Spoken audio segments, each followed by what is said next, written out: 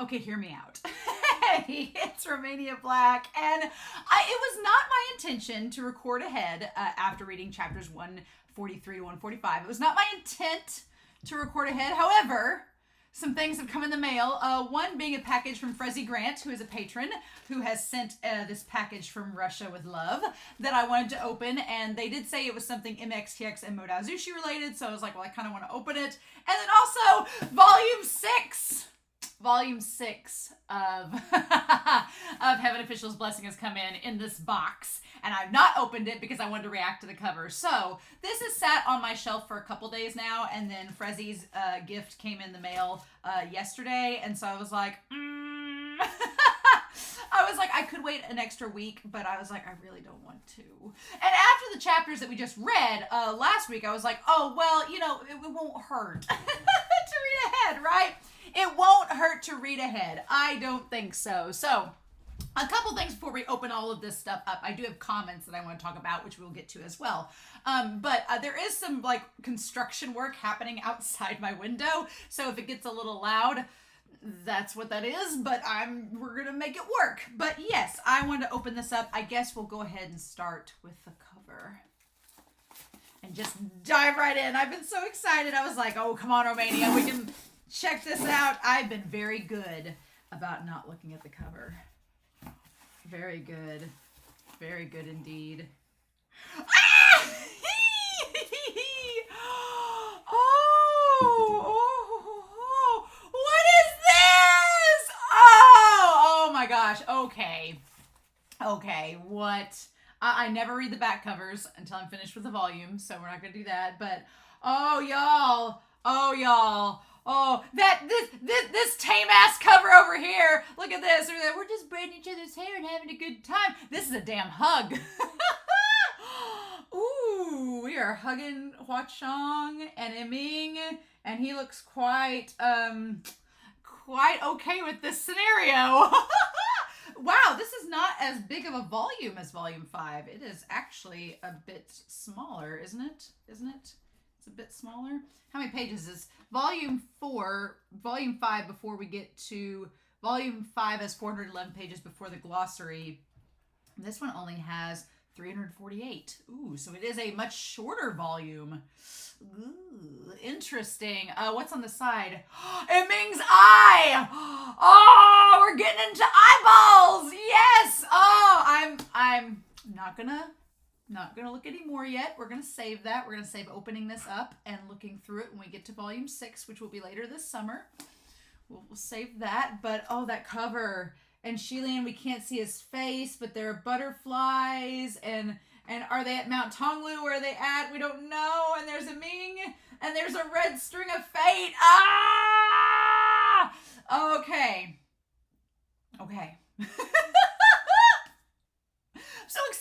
I'm so excited. As per usual, I'm gonna put this here on the shelf here in a little bit before we start the reaction, and we'll just have that waiting. That is like nearly, it's only 348 pages, nearly like 60 pages less than Volume 5.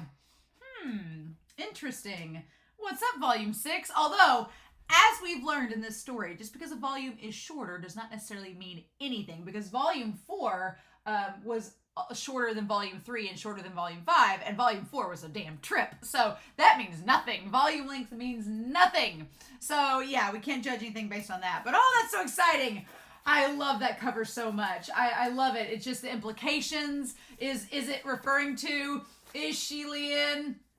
Is he gonna admit to Hua Chong that he likes him and that it's mutual? Is Hua Chong like, oh my god, what are we gonna do with that?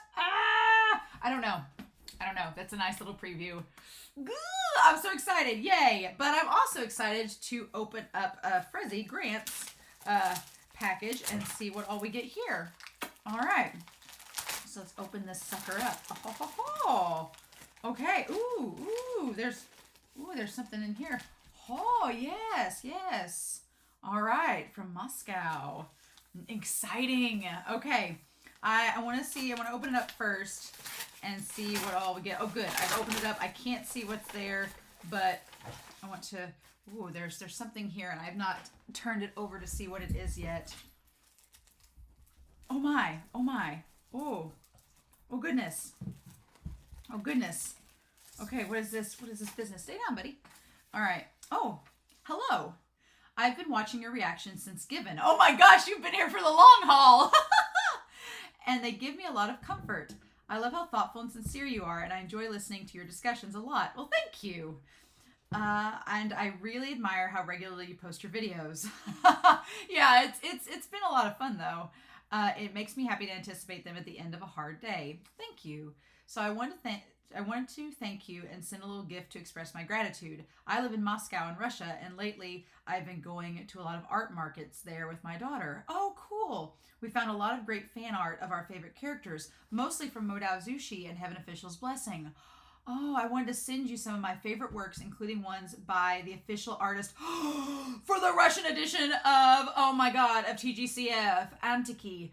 I hope you'll like it. Oh my god, the Russian editions are so gorgeous. Like that artwork, it feels very old, like European fairy tale, and just there's something like old world about it. It's so good.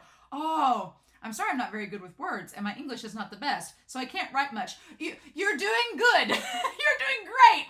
My students don't have as good handwriting as this. Oh, I just wanted to send you some warm wishes, and please keep doing what you're doing. Lots of love, Frezzy Grant on Discord. Oh my goodness. Oh my gosh. Wow. May 12th, 2023. Thank you so much. Oh my gosh. This is wonderful. I'm going to keep that right there. And we got to go through this, y'all. Of course we do. Of course we do. There's like a bunch in here. Oh, thank you so much. Goodness. Oh, nice. Cool. And there's cards here. Oh, these are like nice card stock. This is actually really, really nice. Oh my gosh. Okay, so if you don't know Modao Zushi, this will not be of much help, but there is Lan Wangji and Wei Wuxian that looks so good. Oh my gosh. I freaking love that. I love Lan Wangji's expression and Wei Wuxian with the flute. Oh, yes, Healing Patriarch. Yes, indeed. Look at the kiss, the underwater kiss of Lian and Huachong. Oh my gosh. That is absolutely gorgeous, that painting. It's so impressionist. Oh my gosh, I love that so much. Oh, my heart. Okay, and there's another one here. Oh goodness, look at these little ones. There's Huachong and Lian on the cart. That's really cute. And there's Lian in the shrine. These are the... Yes! Qirong and the mice! Look at that! Look at Qirong! I've not seen a lot of official art of Qirong because, Star Ember hasn't really gotten to Qirong yet. I'm very excited for Star Ember to draw Qirong. But, oh, that looks so good. Oh, what a gremlin. What a trash king with the snakes. Oh, I love these. Oh, and there's Huachong talking to Lian outside the Puchi Shrine. That's really cute. Oh, Lian! Oh, Lian with, I'm assuming, yes, that's Muqing and Feng Shen. Yes, looking both like grumble at each other. Oh, that's so cute. Lian's like, I don't know these two. Oh my god. Oh, that's so good. I love the cardstock that this is on. It's almost velvety on the back side. From a texture standpoint, I really like it. Oh, beautiful. It's Lian saving Huachong when he was a kid. The expression on Lian's face is so beautiful. Such the beacon of light for him. Oh my goodness. I love that so much. Ooh. And then, oh, are they kissing on a bridge? Oh goodness. I love that. With his umbrella. Oh. I want that to be the end. I want that to be the fairy tale end. Oh my goodness. Yes. And then there. I love it. Okay. And we have Lan Wangji and Wei Wuxian. So beautiful. I love that so much. Thank you, Frezzy. Thank you so much. I really appreciate that. I've not gotten the chance to get a lot of Heaven Official's Blessing and Modao Zushi art. I'm spoiler free for Modao Zushi because I've seen the whole thing, but because of spoilers, you know, it's hard. I feel like the good thing is I'm now getting into enough of Heaven Official's Blessing that there is art and stuff out there for the earlier chapters that I can appreciate and enjoy. But this was so wonderful. Thank you so much. I really appreciate that. I'm glad that you enjoy these reactions. I enjoy them so much as well. This story, Heaven Official's Blessing, like Modao Zushi has a very special place in my heart, and it always will. But Heaven Official's Blessing, ooh, it's good. And it's like one of the best stories I've read in a very long time. So thank you, Frezzy. I'm going to set these aside for just a minute, and then we can talk about the comments. Wow, so thank you, Frezzy. So yeah, got to look at Volume 6's cover and got those amazing pieces of artwork. That made my day. That just made it all the better, right? That's so exciting. Awesome. Yay! So I do have some comments I want to go through before we start this chapter set. We're going to be looking at chapters 146 to 148. I felt a little off last chapter set. I was starting to feel a little under the weather when I was doing the discussion. Not during the reaction, but about midway through the discussion, I was starting to feel kind of like, and so I was a little all over the place. So I apologize if it seemed a little bit weirder than usual. Maybe you didn't notice, but to me, it felt off. So today I'm feeling really good though, except I've got like some sciatic nerve pain and I'm trying to get that taken care of. So if I have this pillow here, that's why, and if I move around a little bit, it's just trying to relieve some of that. But the lucky purse talked about, kind of brought up a really good point that I've not thought about this entire time. The upper court's in chaos and everything's going awry.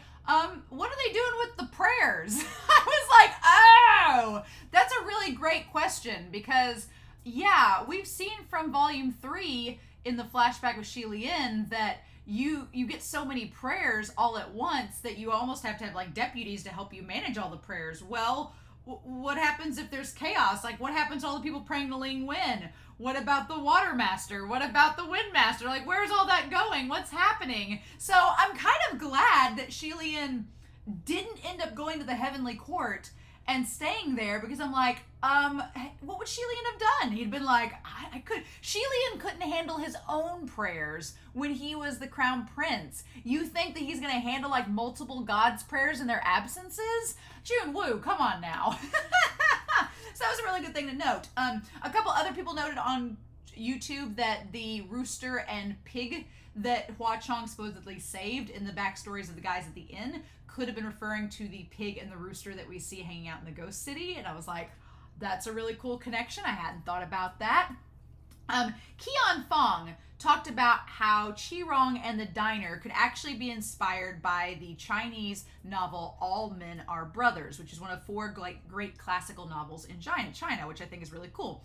In that story, there are these characters running an inn that technically the drug travelers rob them, and then oftentimes they go all Sweeney Todd on them and make them into meat pies and serve them to the other guests. So I was like, that's kind of a cool reference. I feel like if you're an audience member from that actual culture, you get the mythology, you get kind of the references a little bit better. So that's really neat. I like that. Thank you for pointing that out. There was also the question of what Lian should do with Guzi, and Qian Fong said that maybe, you know, at this point, since Qirong and the dad are nearly indistinguishable, maybe Lian should just wipe Guzi's memory and pawn him off to another family. And I was like, yeah, that is a good theory. That is a good idea.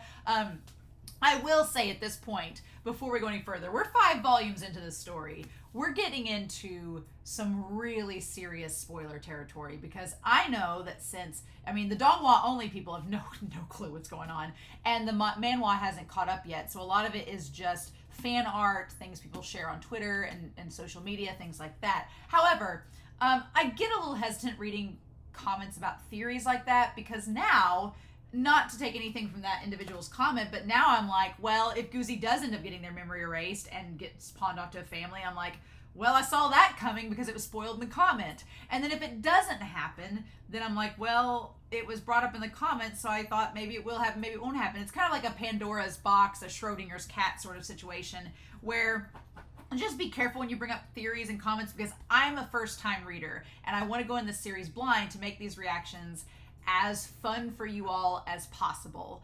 and also for myself, right? Because if I don't have fun reading this story, I'm not going to do it. I'm just going to tell everybody, hey, I've been spoiled too much. I'm going to do the reactions. I'm going to read on my own time and then give you guys a review video at the end, if that's what it takes. And I don't want to do that, but I want to enjoy this series and react to it authentically and genuinely with you all. So please be careful. No, double think about your comments before you post. Or if you're not sure, spoiler tag. That's the best thing you can do. I can't emphasize it enough. There's been, with the last few weeks with fan art, I'm like, all you have to do is just think before you post. Say, hey, could this be a spoiler? I'm not sure. Maybe I'll spoiler tag and ask the Discord. Or maybe I'll spoiler tag and ask people in the comments if it's a spoiler or not. And then you can always go back and change it. But that just makes it to where you're protecting me as a reactor and a commenter so I can give you the best reactions possible. Because I want to do that for you. I really do. But that just kind of, it makes me nervous, right? And I talked the other day about just kind of like with characters and characterizations, just be sure we're following along with as the reactions go. Because you all know how these characters end up. I don't. And I want to experience the magic like you all experienced for the first time. So please don't take that away from me. But with that being said, SQQLBH314 talked about how Xianlan's name means sword orchid, which I think is really freaking cool. I like that. It kind of ties with Fengshen a little bit because he's like a swordsman, right? And then if you were knowledgeable about Chinese, you'd probably know that Lanchong, it changes to calamus orchid, which, so there's a connection there. So again, I feel like maybe if you were reading this in Chinese, you could maybe make the jump between Lanchong and Xianlan a little bit easier, but my Western ass is like, what? Didn't see it coming. But also, Anery, speaking of which, Anery was trying to help me on Discord to pronounce the fetus spirit's name. And they said, you don't use your tongue a lot at the top of your mouth when you do your T's, do you? I'm like, no. If I say like Sue, my tongue is like at my teeth. It's like Sue. I don't do like the top. If I put my tongue to the top of my mouth, it almost seems like I have a lisp. It's like phew. Right? It doesn't sound right. So I was trying to practice. They were like, well, just like go like you're saying caught and then go oon at the end, like soon, like thew, like thew. I don't think it sounds right. I don't know if thew is if thew is right. Don't think that it is. So I'm just gonna say the fetus spirit. I'm gonna say the fetus spirit unless I can go to Google Translate and maybe find out from them. I might do that when I'm done with this chapter set before we start the discussion. I may look it up and see if I can type in the fetus spirit's name in Mandarin and just see what it comes out as. Maybe that will work. We'll see how to pronounce that. But yeah, so we are going to be looking at chapters 146 to 148, y'all. When we last left off, I was also going back through the discussion from last week, and I was like, the whole time thinking that the sword extinguishing, like the swift exterminating sword demon was Fu Yao, and by the time I got to the end of the chapters, I'm like, oh, you sweet summer child, why were you focusing so hard on the talismans? No. So, the swift extinguishing sword demon is pretty scary, because they've now killed 400 ghosts in one event alone, and are on their way to Mount Tonglu to potentially become a calamity. So that is problematic. So we've got to see what we're going to do with that. But, So yeah, I have no clue what to expect out of these chapters at this point. Pei Ming, who is basically the captain of the Lian Huachong fan club, is with Lian and Huachong. I'm excited about that. I'm excited for Pei Ming being there because he's probably going to tease them a lot and it's going to be really, really funny. If I can't have Chi Rong in this moment, I'll settle for Pei Ming. Cheers. But we're not going to waste any more time. We are going to start chapters 146 to 148 of Heaven Official's Blessing. And we're going to do that here in 3, 2, 1. And let's do this, y'all. Chapter 146, Ambivalent Regrets. General Ming snaps the hateful sword. Oh, the general who snapped his sword. Yay! Yay, I'm going to try to get through reading this without making a dick joke. Okay, so there's corpses everywhere. Corpses everywhere, black smoke, and the three are tense and guarded. After the tall mountain had migrated behind them undetected, the path ahead finally came into view. Thick black woods layered and overlapped, exceedingly horrifying, and every so often there'd be strange squawks of black crows. I love the ambiance. I love the atmosphere. It's like, ka-ka-ka. While Lian heightened his alert, all his senses sharpening, he unconsciously reached for Hua Chong's hand at the same time. Yet unexpectedly, the moment their hands touched, he noticed an alarming sign. Oh. He was obviously a ghost. By that moment, his body temperature was blistering hot like a high fever. So long are you changing back? Although he's burning from his forehead to his fingertips, his expression never changed. Soon. Hua Chong was going to change back, and in their current situation, it was definitely great news. However, the time before he formally returned to his old self had been the most important, most critical point. I'll set up an array and shield you. Then he went straight into action. He called forth Ruyi and made it circle around Hua Chong to form a large circle of 4 meters, then plunged Feng Shen in front of the circle as the door lock of the ceiling circle. Hua Chong sat on the ground and to meditate and said, Gege, keep Feng Shen with you for defense. No, this array can't be sloppy. There must be a bladed weapon that's touched human blood. Before he finished speaking, he felt there was something rubbing against him from behind his back, and when he looked back, he was instantly speechless. There was a tiny little silver scimitar standing upright from behind him, blinking its big silver eye and rubbing against him with its hilt, like it was nominating itself for the task. Oh, Ming, how come you're like this too? The infamous scimitar Ming, its blade long and slender, wickedly seductive and wild, had now shrunk to at least half its size. The silver eye used to be long and narrow, but now it looked like it also transformed into the eye of a child, big and round and bright and shining. However, hearing Lian, it seemed to feel aggrieved and continued to try and push its hilt into Lian's hand. Pei Ming also crouched down, so this is the infamous scimitar Ming. He looked like he was about to reach out and touch it, but Ming changed its face instantly, pointing its blade threateningly towards him. Fortunately, Pei Ming pulled away just in time, otherwise blood certainly would have been spilt. Lian stroked Ming. Feng Shen is still better suited. Feng Shen didn't move. Ming, who tried so enthusiastically to offer itself up, but ended up so blatantly rejected, weepingly hopped back to Hua Chong's side. Hua Chong didn't even spare it a look before he smacked it with a backhanded slap. What are you crying about? Isn't it because you're useless? Trash! Ming fell flat on the ground like a piece of unwanted scrap metal, like it dropped dead from that strike. Lian didn't know whether to laugh or cry, and immediately picked up Ming up in his arms and stroked it a few times. Oh, nothing of the sort. Don't listen to him. You're not trash. You're very useful. Pei Ming couldn't stand the mood in the circle anymore. He stepped out, standing at the boundary and slowly pulling out his own sword once more. Things weren't supposed to be this stressful, but who knew we'd run into such an impressive, troublesome character from the start? Your Highness really does have the best of luck. The reason why the group of them had made the trip to Mount Tonglu was to annihilate any candidates who had the potential to become a supreme, so they must seek the most powerful amongst the ghosts. Lian couldn't tell anymore whether this counted as good luck or bad luck. However, Hua Chong said, why does General Pei think it so matter-of-factly that His Highness's luck was the problem? Have you never thought that maybe that swift life-extinguishing blade was coming after you? Pei Ming laughed out loud. If that ghost was a woman, I'd believe it. Ah! Yet unexpectedly, he hadn't laughed for very long before his face suddenly changed and he leapt to the side. When he looked up again, blood dripped and flowed down his cheek. A bloody cut had appeared on Pei Ming's face. He felt his face in disbelief, and his whole palm was smeared with blood. This was no scratch. The two of them were both on high alert, yet Lian was perfectly fine and didn't sense any killing intent directed towards them at all. So he said truthfully, it seems it really is coming for you, General Pei. Pei Ming was about to speak, but the sound of a sharp blade slashing through the air came once more. This time he was prepared and he swung his sword. The strike really did hit something, and a figure appeared in the air. Splitting into two from the strike, it crashed into the ground, one half the upper body, the other half the lower body, its eyes gloomy and vicious, glaring at Pei Ming. It was the swift, life-extinguishing blade. Pei Ming walked over and stepped on his chest, the tip of his sword pointing at its throat. What are you? The creature had said once, the blade of an executioner. But if that was really the case, then after Pei Ming chopped him in half, he should have been shown his true form and ended this ridiculous act. What kind of blade could still do as it pleased after snapping in half? Yet unexpectedly, the blade demon bulged his eyes, sneered, and broke Pei Ming's sword with his bare hands.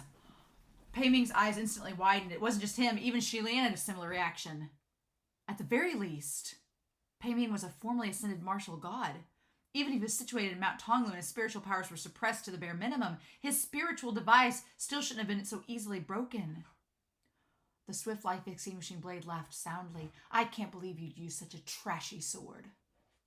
His sword was broken, So Pei Ming resorted to using his fists as his sword, but the swift, life-extinguishing blade slapped his hand on the ground and launched himself into the air. Pressing the fingers of his right hand together, he shot out a blast. Where his palm blast blew past, the bright, chilling light of metal shone. It was a gust with razor edges. It appeared that its true form really was a sharp-bladed weapon. Lian stood within the circle and was about to leave to help, but was stopped by Hua Chong. He said with a low voice, Gege, watch closely. Pei Ming also shouted, no need to interfere. If he, the esteemed martial god of the north, couldn't even defeat a mere ghost blade from the outer edges of Mount Tonglu, then how could he face himself? However, although that ghost blade only had his upper half body, he was extremely agile. No matter where Pei Ming struck, it looked as if it had predicted every step, which made things rather pessimistic for Pei Ming. After hundreds of moves, over 10 gashes had been opened on Pei Ming's body. Lian couldn't watch anymore and called out, General Pei, come back to the circle! Pei Ming's face was growing grimmer and grimmer. He refused to retreat, and Lian couldn't bluntly join the fight to make it 2 against 1. To some martial gods, to require help when fighting one-on-one was a form of humiliation. Lian tried again. Pei Ming, come back! There's something weird going on, can't you tell? This man knows your sword techniques too well. Naturally, Pei Ming had also noticed. He just couldn't believe it. But since even Lian, who was observing on the side, had been seen, it had to believe it even if he didn't want to. Lian pulled Feng Shen out and opened a small gap. Pei Ming took the chance to leap back into the circle, his expression extremely grim. Lian plugged Feng Shen anew and asked, General Pei, aren't you going to pick up your broken spiritual device? He wiped away the blood on his forehead and replied darkly, that's not my spiritual device. It's just a decent sword I picked up randomly. Hearing this, Lian sighed a breath of relief. Although any sword Pei Ming picked up randomly could be a fairly sumptuous sword, it still could be measured as equal to a spiritual device. Why didn't General Pei bring his spiritual device when coming here? I haven't forged any, Pei Ming replied. Lian was even more curious. Well, why not? Typically, martial gods would forge their most agreeable weapon into a spiritual device. It'd be akin to adding wings to a tiger. Pei Ming hadn't answered, and the life-extinguishing blade humphed coldly. Well, that's obvious. It's because his most agreeable sword no longer exists. Who are you exactly? You're not exactly asking what exactly he is? Who am I? Oh, Pei Ming, back then you snapped me with a palm blast. Did you ever expect today to come? General Pei, do you know him? He pondered for a while, expression going more and more solemn. He tried, You're Ming-Guang? Hearing the name, the swift life-extinguishing blade's smile faded. He now no longer looked like that common, puny little ghost from earlier. Lian questioned, he's called Ming-Guang. General Pei, aren't you supposed to be General Ming-Guang? In that instant, countless possible stories of fraudulent substitution flashed through his mind. Because there was now a new precedent in the heavens. They weren't outlandish assumptions. He couldn't help but think, is this another Earthmaster Yi? Pei Ming seemed to have seen through what he was thinking and said while covering his wounds with his hands, Your Highness, what are you thinking? I told you already I'm the genuine, authentic General Pei. I'm the real thing. Then why did you call him Ming-Guang? Because his name is Ming-Guang. It's the name I came up with. He's my sword. Could it be the general who snapped his sword? That's right, Pei Ming replied. Ming-Guang was my personal sword when I was immortal and was personally snapped by yours truly hundreds of years ago. Oh, no wonder! What? No wonder this swift life-extinguishing blade knew Pei Ming's sword technique so well. Like he could predict his every move. No wonder that even when it was slashed in two, it could still move so willfully. Like an abdominal injury had no effect on it whatsoever. It was because his sword that had followed Pei Ming and won countless victories from north to south. Thus, naturally, it knew Pei Ming's art inside and out. And it was because he'd already snapped it in two. Oh, when he cut it in two, he just cut it where it was always snapped. So the gash from before was him stabbing himself. The spiritual light on the wound was mine. Back then I sent it as soon as I snapped him in half. I suppose that must be when the light stained him. That won't clean away. The life-extinguishing blade, no Ming-Guang, started using his hand as a sword, slashing towards Feng Shen with every move. His expression was gloomy and sharp like he was attacking Pei Ming's person. Lian couldn't help but ask, but General Pei, why does your sword resent you so much? What did you do to it? What's the story behind the general who snapped his sword? Pei Ming was feeling for his pill bottle and replied, some raggedy story from hundreds of years ago. What's the point of talking about it now? Let's find a way to beat him first. Although there was Rui forming the circle, if Feng Shin should be cut down, then half the array would fall, just like how, after breaking the lock, there was only a door left. Lian glanced behind him. Hua Chong had entered his meditation, his eyes shut, seeming to sense nothing of the outside world. Lian was slightly reassured. However, Pei Ming's voice pulled him back. Your Highness, will your sword hold? I don't know. Feng Shin's old after all. It's all right. Ming Guang's pretty old, too. If that's the case, as long as there's no outside help, then we should be able to hang on for... Yet unexpectedly, before he finished his words, a series of heavy footsteps sounded from the direction of the forest. Soon a giant, savage-looking, dark-skinned burly man donned in broken armor appeared. The burly man was abnormally tall, and the moment they saw him, both Lian and Pei Ming dripped a drop of cold sweat. The burly man had noticed there was a man chopping at a sword madly with bare hands. He seemed to find it astonishing, so he walked over. Lian and Pei Ming both covered their faces with their hands at the same time and turned around. As for Ming Guang, he noticed a giant corpse walking towards him, looking to be one of great strength, and he called to him, Hey, big guy, give me a hand. Help me knock out his sword and break the array. I'll split the heads inside with you. Yet the burly man didn't seem to be a man of the Midlands, and didn't die a ghost of the Midlands.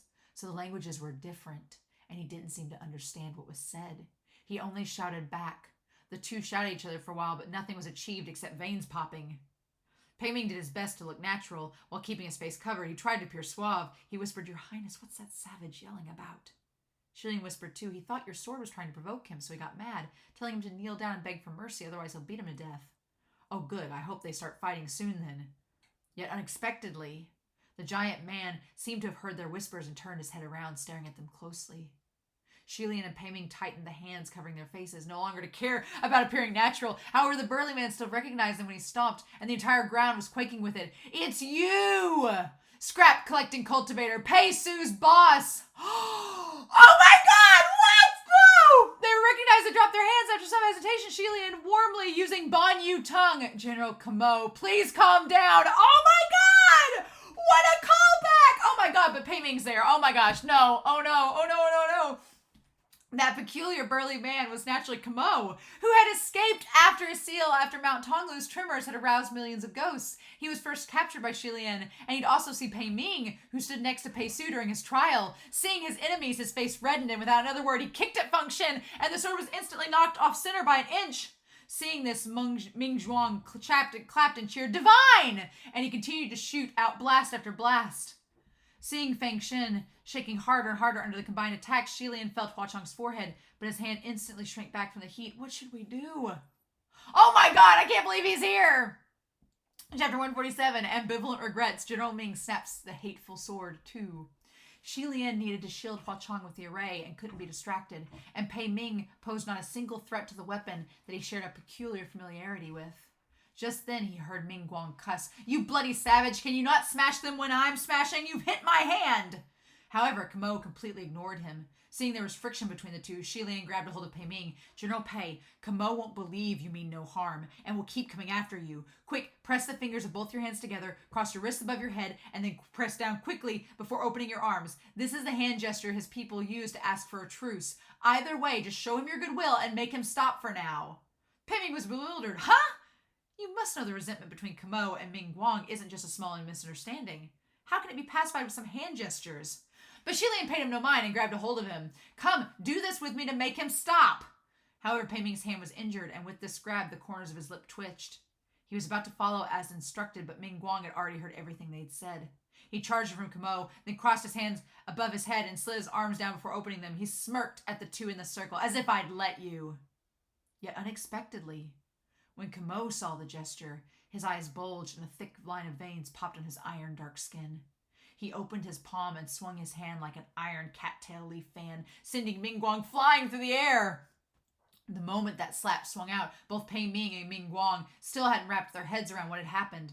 It was only a moment later that it dawned on Pei Ming, and he turned to Lian. Your Highness, I thought Ming Guang was already cunning, but I hadn't thought you'd be the more cunning than he. I'm impressed. Oh, well, it's nothing. Much ashamed.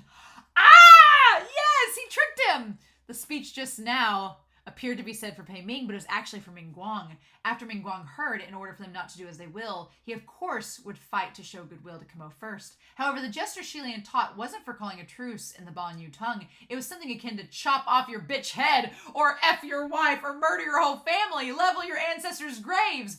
4 power attacks all at once. How can Camo not be outraged after seeing it? Under any other circumstances, Ming Guang might have been suspicious of the truth in Shi Lian's words. But because the situation was dire and Pei Ming's arms were almost raised, Ming Guang didn't take the time to think carefully and fell into this deception. Ming Guang quickly snapped out of it after Camo sent him flying and wanted to remedy the situation, but because they couldn't communicate and his instinctive reaction was to yell, it looked more like he was cursing Camo. He also tried a few other hand gestures, like a thumbs up. However, this was no different than someone who had just used the most malicious, vulgar swears to abuse you, suddenly turning around and showing goodwill to beg for mercy. So it didn't feel sincere at all, and he got pounded a few more times for the effort. On top of that, Camo also knew some rough Midlands curse, and so he swore as he struck, and Ming Guang was becoming a little irked too. The two of them were beating each other harder and harder. Pei Ming almost wanted to cheer them on. Ming Guang swept a glance over, incredibly irritated. He suddenly reached out and waved in front of Camo. Then he pointed at the other two before doing that forking hand gesture again. Camo actually did stop and asked with a frown, "Are you doing this to me or to them?" Shi Lian became apprehensive, but didn't dare speak recklessly because he couldn't be sure how to best coax Camo. Seeing there might be a way to turn this around, Ming Guang exerted more effort and turned to Pei Ming to repeat the gesture savagely. When he turned back to Camo, he turned calm, matching the expression in his eyes and doing this repetitively. Camo finally understood what he was saying. They had the same enemies. Once they were unified, Ming Guang and Camo came charging at the array once more. Shi Lian's mind spun rapidly. He inhaled deeply and yelled at the top of his lungs in the Banyu tongue, "General Pei Jr., Banyu!" Hearing those two names, Camo stopped abruptly in steps and demanded sharply, "Are they close by too?" Shi Lian didn't answer, but only focused on continuing his call. "General Pei Jr., Banyu, Camo is here. Don't come over. Hurry and run away. Don't come back." Yelling like this, Camo naturally thought those two were actually nearby, and Shi Lian was telling them to flee, but he was instantly enraged. "As if I'd let you!" And then he rushed away. "Oh, Big Guy, what are you running away for me? They must be lying. Come back!" But Camo was long gone. Ming Guang stomped his foot in anger. "You dumbass!" Shi Lian wiped his cold sweat away for a second, his heart grateful. Learning another language is infinitely beneficial for life. Saying Ming Guang was about to continue attacking Feng Shen, he raised his hand. "Stop, keep this up, and we won't be so courteous." "And how are you courteous to me now?" Ming Guang countered. "Did you forget something?" Shi Lian asked. "Forget what?" Pei Ming was about to speak, but stopped, then dragged an object out from behind him. How can you forget such a big thing? What he was dragging was the 2 legs of the body's lower half. The moment Ming Guang saw, his expression froze. "Oh, my lower body!" Earlier, he had been using his palms in place of feet, using his arms to prop himself up and jump around. He seemed to have gotten used to moving this way without realizing it, and completely forgotten that he hadn't retrieved his lower body. While he and Camo were fighting, Pei Ming took the chance to leave the circle and dragged the deserted, immobile lower half into the boundary. Pei Ming threatened, "You'd better not do anything unnecessary." Only this threat was obviously very awkward. If a hostage was a complete person, Pei Ming could only very well sink his fingers into the neck or skull when making a threat, and the picture would only appear more effective, like he wasn't bluffing. However, right now they only had the lower half of the body in hand, so where could his hands go that wouldn't be awkward? They could still strike fear. Pei Ming couldn't think of the way, so he simply stepped on the leg. "Are you shitting me?" Ming Guang said. Shi Lian also didn't think this looked serious at all and said courteously, "General Pei, stepping on legs isn't very convincing. Maybe you could make him think that you've got him by something critical." "Get him by the balls, Pei Ming! Get him by the balls!" "Your Highness, don't say something like that so easily," Pei Ming said. "If it wasn't because I refused to do something so classless, you think I'd want to step on the legs? Why don't you come and grab where it hurts?" In any case, neither of them were willing to grab that critical place. "Never mind, then why don't we do this?" After huddling, the two of them grabbed each one of Ming Guang's legs. Now this looked more threatening than awkward. "Please back off," Shi Lian demanded, "or your true body might suffer some breakage." "Do you actually believe my lower half is useless?" Just as he finished, Shi Lian sensed an aura of killing intent increasing rapidly. He instantly tossed out the leg in his hold. "General Pei, watch out!" That seemingly dead lower half of the body suddenly swung up its two legs and kicked without warning. Pei Ming also threw the limb in time and avoided being struck by the swift legs that churned up blades of wind. The two legs flipped themselves around in the air and landed with a single knee to the ground. They slowly straightened upright. The moves were clean and impressive, and Lian praised in spite of himself. "Oh, nice!" But then he changed to "not nice!" Not nice indeed. The protection circle he had so arduously created was made for the purpose of keeping Ming-Guang out. But now things had certainly become complicated. Even though Ming-Guang's top half was outside, his lower half had come in. We've been had. Ghosts and demons, with their true bodies split in half. Some could only move with one half leading, and some could move both parts at will. They couldn't determine which breed Ming-Guang belonged to, but the lower half of his body had been rigid like the dead, unmoving even when stepped on. So Pei Ming had thought it was the former. It seemed he was only pretending not to move. Ming-Guang was clapping in mirth outside the boundary. "Oh, that's right. This is what they call inviting a wolf into your own home and catching the turtles in the pot." As for the three in the circle, Huachong had his eyes shut, meditating, facing a critical time. Pei Ming's sword had long since been broken by Ming-Guang, and Lian's Feng Xin was acting as a lock to their protection array. The two had no weapons in their hands. Without any other choice, Lian called, "Ming!" Scimitar Ming, who'd been lying on the ground like scrap metal, instantly stood up and flew into Lian's hand. Lian gripped the hilt and slashed.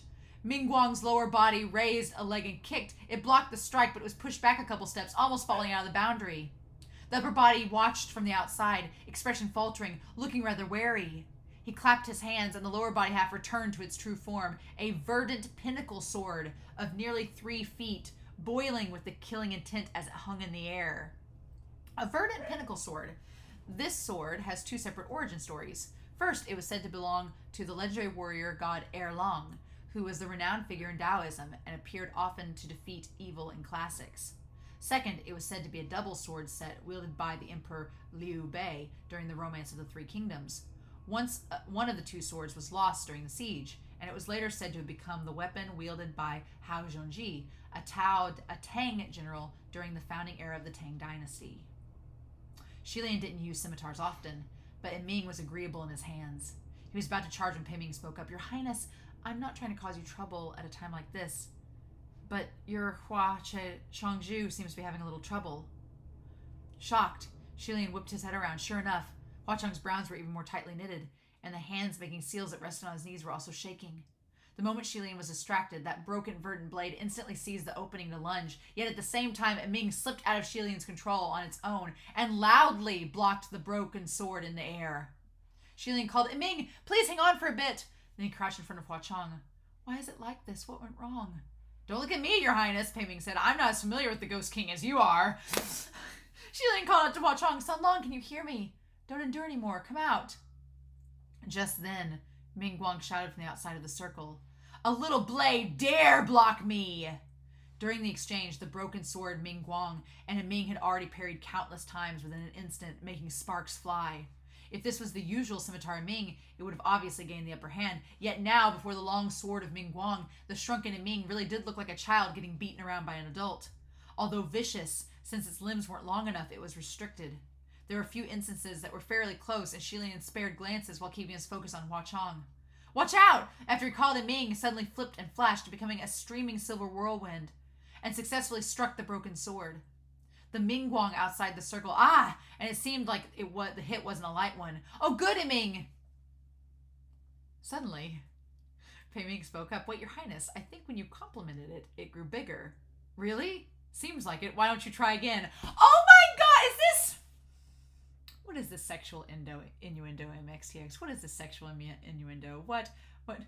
It was only some praise, so no big deal." So Lian said, "Oh, very well, Ming, listen closely. You are handsome and carefree, cute and kind, clever and intelligent, gentle and determined, #1 in the world." He trailed off and then stopped. Pei Ming started clapping soundly. Outside the circle, Ming-Guang had a face full of disbelief and was crying furiously. "What kind of wicked spell is this? How come I've never heard of it before?" Indeed, with every praise Lian sung, Ming's body grew a bit bigger and longer. If earlier it said to look like a 10-year-old child, then now it was a youth of 14 or 15. The broken sword facing the now-grown Ming was in trouble. It could only move awkwardly from left to right, whereas Ming was growing swifter and more unpredictable. With the results of the match growing more obvious outside the circle, Ming-Guang made a hand seal. The moment Pei Ming saw, he instantly called out, "No good, he's transferred all of his spiritual power into the lower half." Sure enough, the black aura surrounding the body of the broken blade blew up. When a Ming struck, it was bounced away by the black aura and plunged slantingly into the ground. Lian immediately pulled it out. "Are you all right?" "Don't worry, watch this," Pei Ming said, and he took a Ming from his hands. Lian was still puzzled when he suddenly felt cold on his skin. "Pah!" Pei Ming had tapped the scimitar on his face, and the hilt coincidentally pressed against his lips. Lian removed a Ming from his face. His lips had been slightly numbed by the taps, and he rubbed at them, baffled.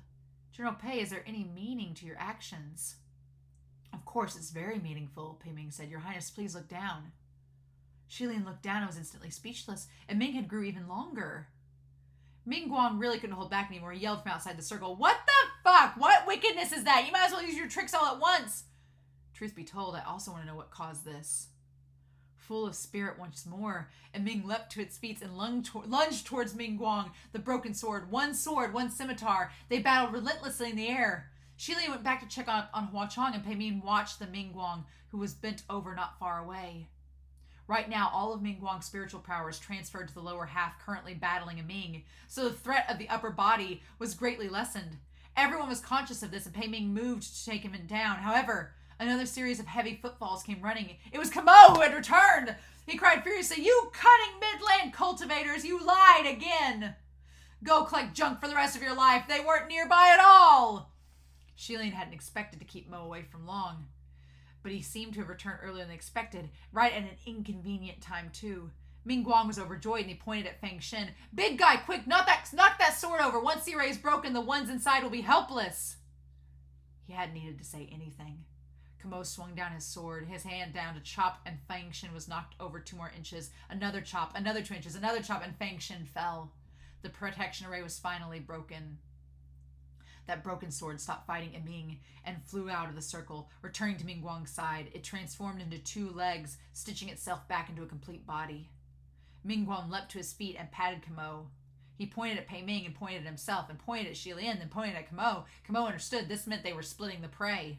He nodded, his iron-like fists cracking as he walked towards Lian, who was blocking in front of Hua Chong. Ming Guang, on the other hand, worked out his legs and smiled savagely. "Pei Ming, are you going to snap me in half again? Come, give it a shot." Pei Ming didn't speak. Ming Guang sneered. "The sword-snapping general, the general who snapped his sword. What a beautiful tale. That such a thing could become a beautiful tale. Obviously, the world is blind." "I never took it for a beautiful tale," Pei Ming said. "Bullshit!" Ming Guang spat. "You know full well just how many you've killed. Brothers and subordinates who followed you for so many years." Meanwhile, Camo was also drawn close to Lian. Lian gripped Ming tight. He wasn't afraid of him, but he was worried something would happen to Hua Chong if he was careless. Camo saw his eyes were unfocused, like he was thinking, and said, "No need to think of any more cunning tricks. I won't be deceived by you anymore." "I wasn't lying to you," Lian said. "Banyu and General Pei Jr. really were in this area earlier. It's just after that I informed them of you, they fled." "Banyu, why are you here?" "Do you take me for a fool? A dumb trick like this?" Before he finished, a voice rang above him. "Camo!" That was said in Banyu tongue, and it was a very familiar voice. Camo looked up instantly and was faced with a large bundle of something wine red falling from above. His face instantly dropped, and he hugged his head and he roared, "Go away!"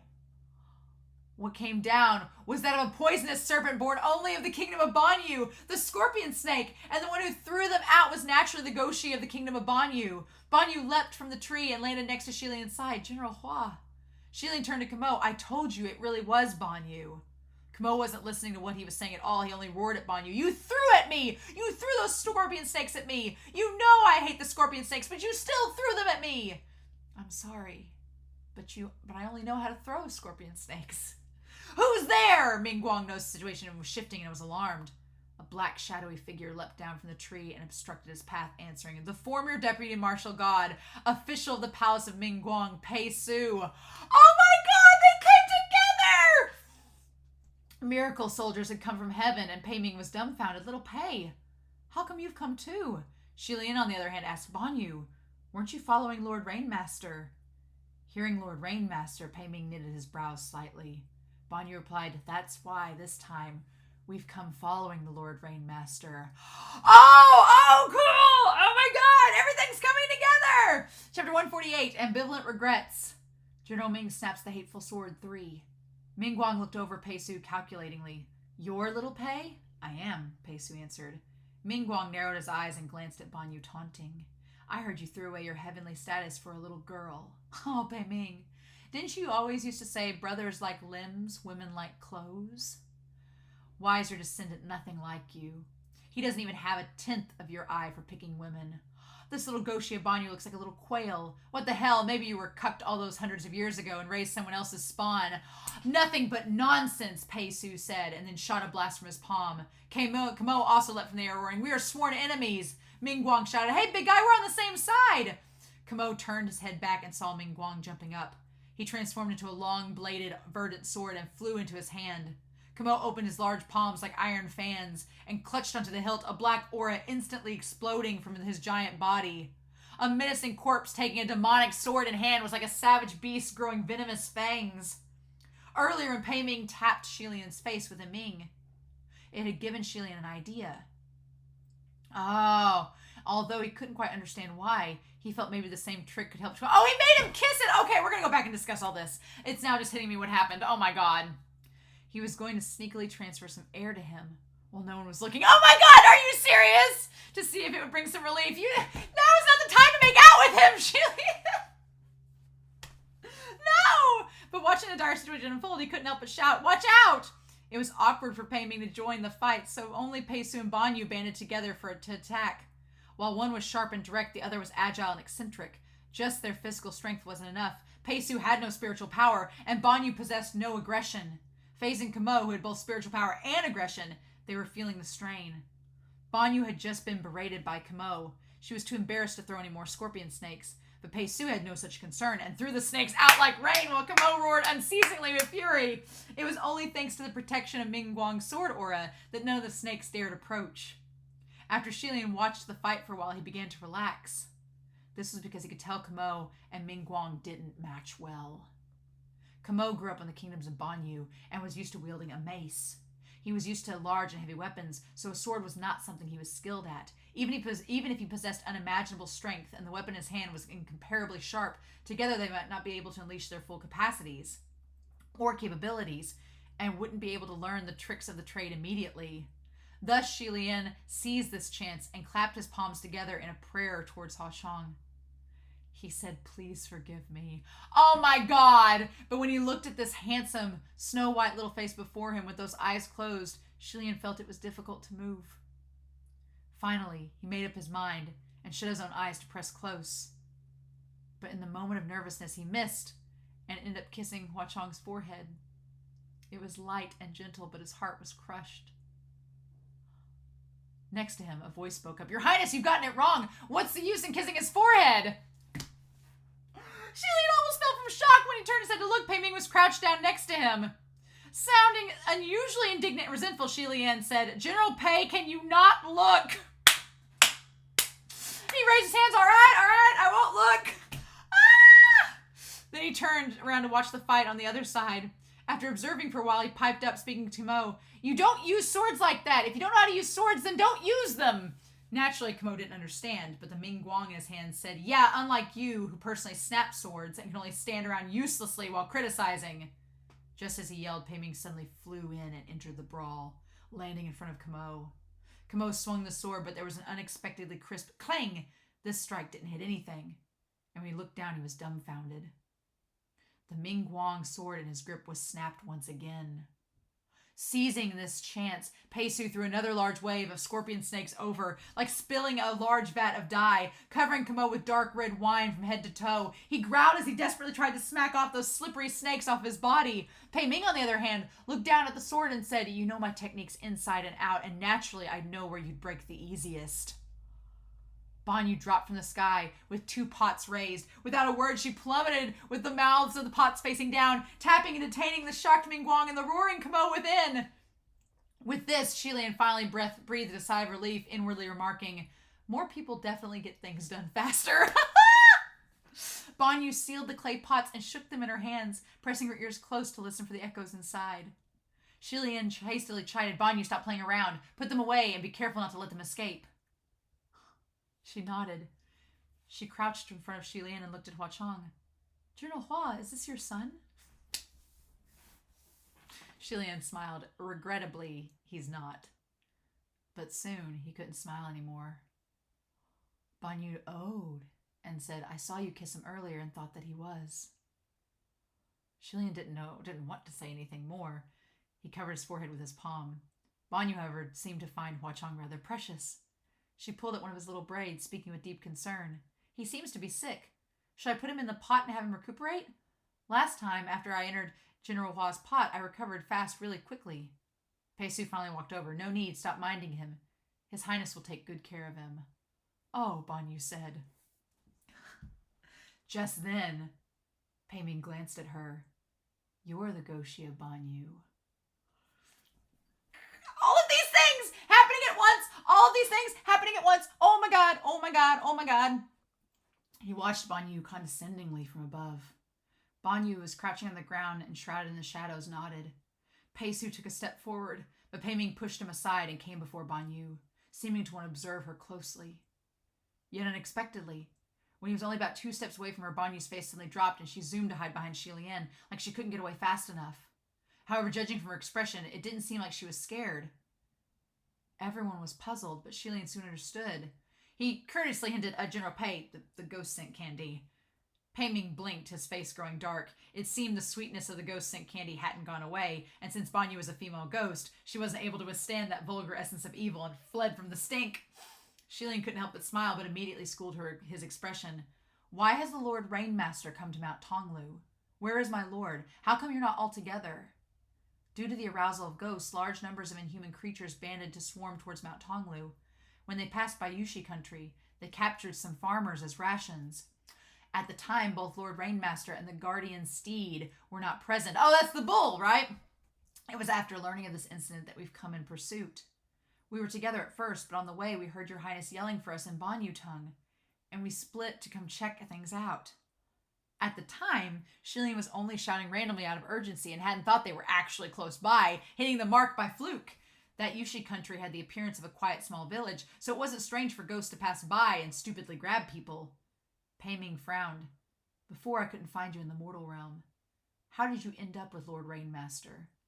Don't tell me you were chasing after the Goshia Ban Yu. Pei Su lowered his head slightly. No, it was Lord Rainmaster who saved me.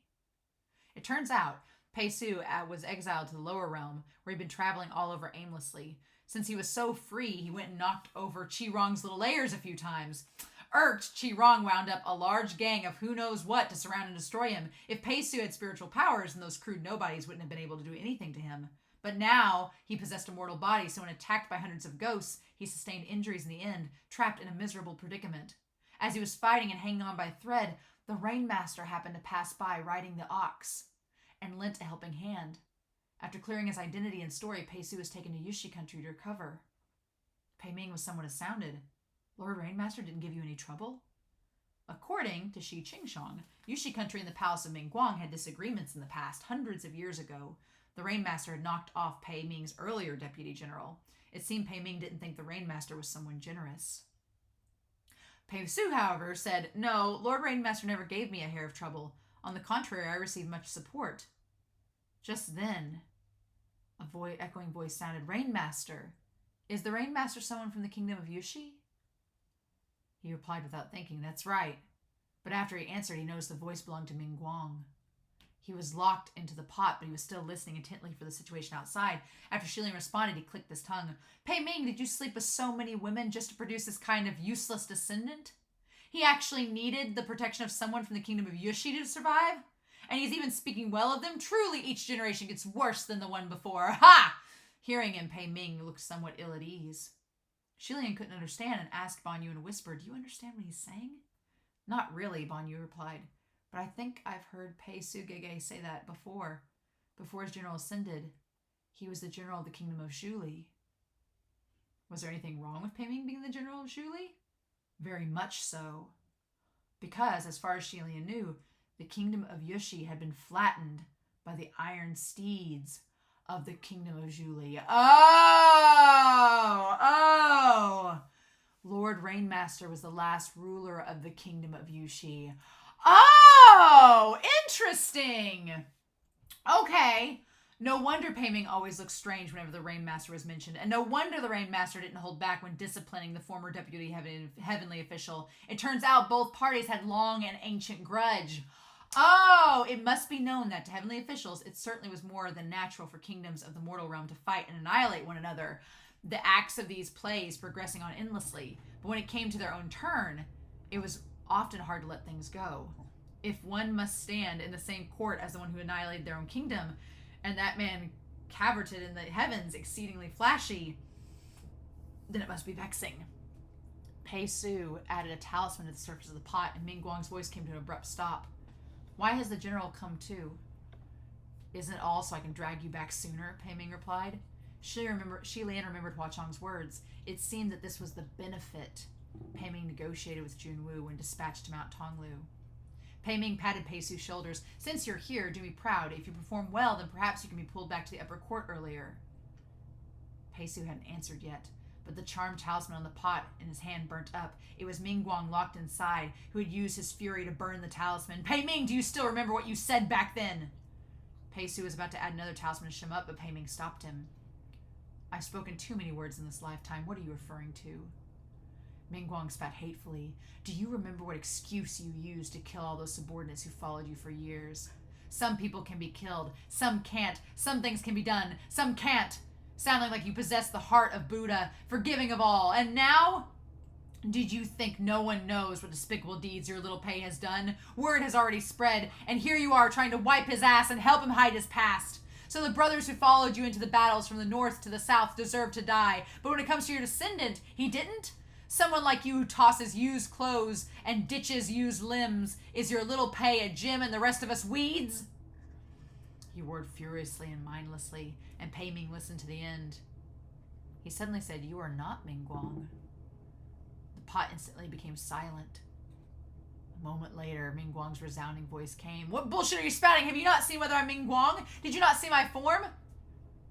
No, you are not Ming Guang. Then who else can I be? You're Rong Guang.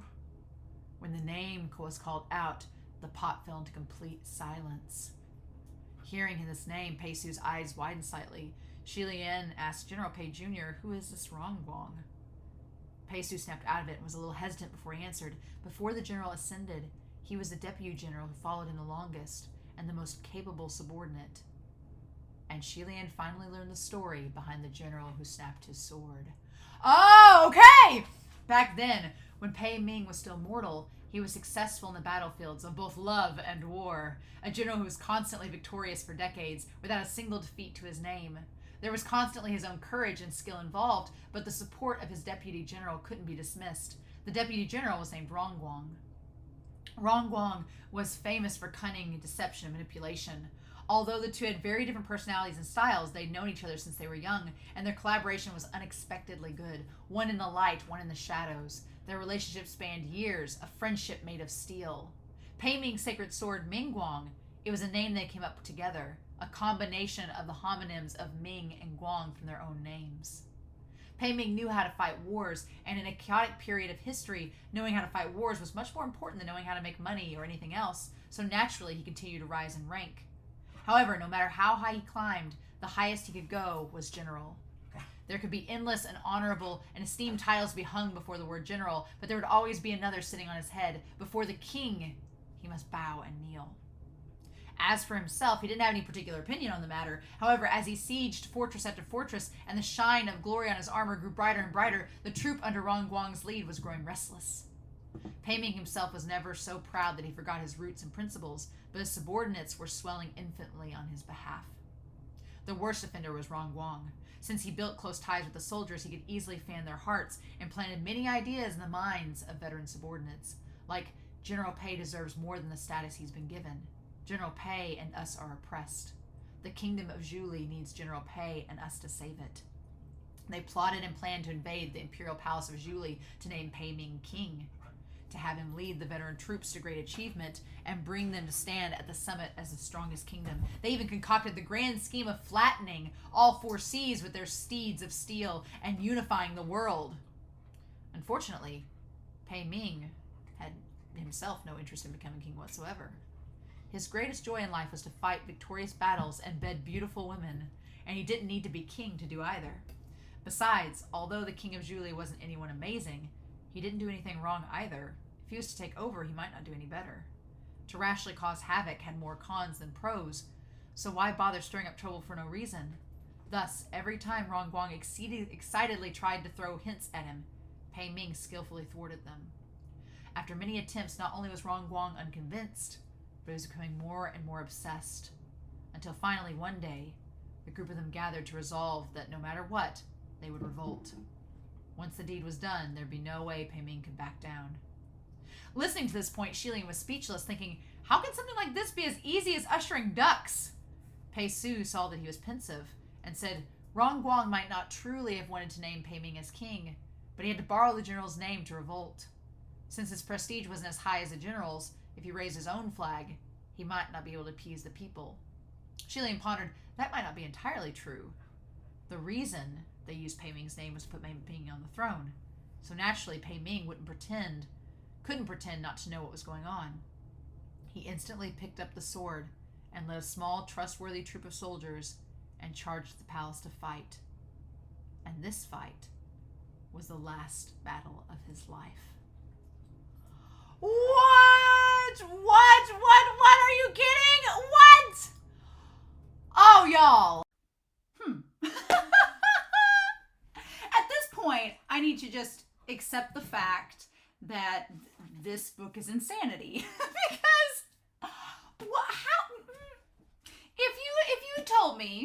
if you had told me that Pei Ming was going to show up at Mount Tonglu, I'd been like, oh, well, great, awesome. That's going to further our Hualien agenda, especially while Lian and Hua Chong are in the situation that they're in, and Hua Chong's in a child body. Great, cool, that's awesome. If you told me that Kamo was going to show back up at Mount Tonglu, I've been like, okay, that does make sense.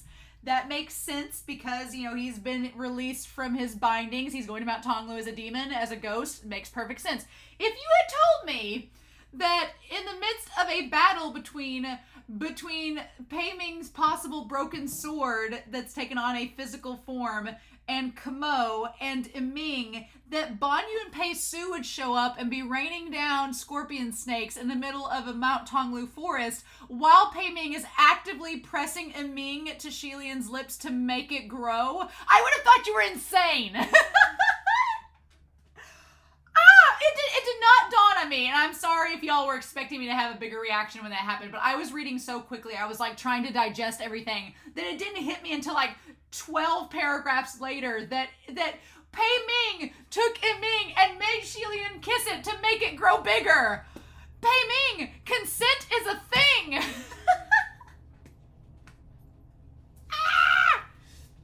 Pei Ming, I know you're used to just the ladies coming at you left and right wanting to kiss your sword, but you can't just make other people kiss other people's swords without their consent first.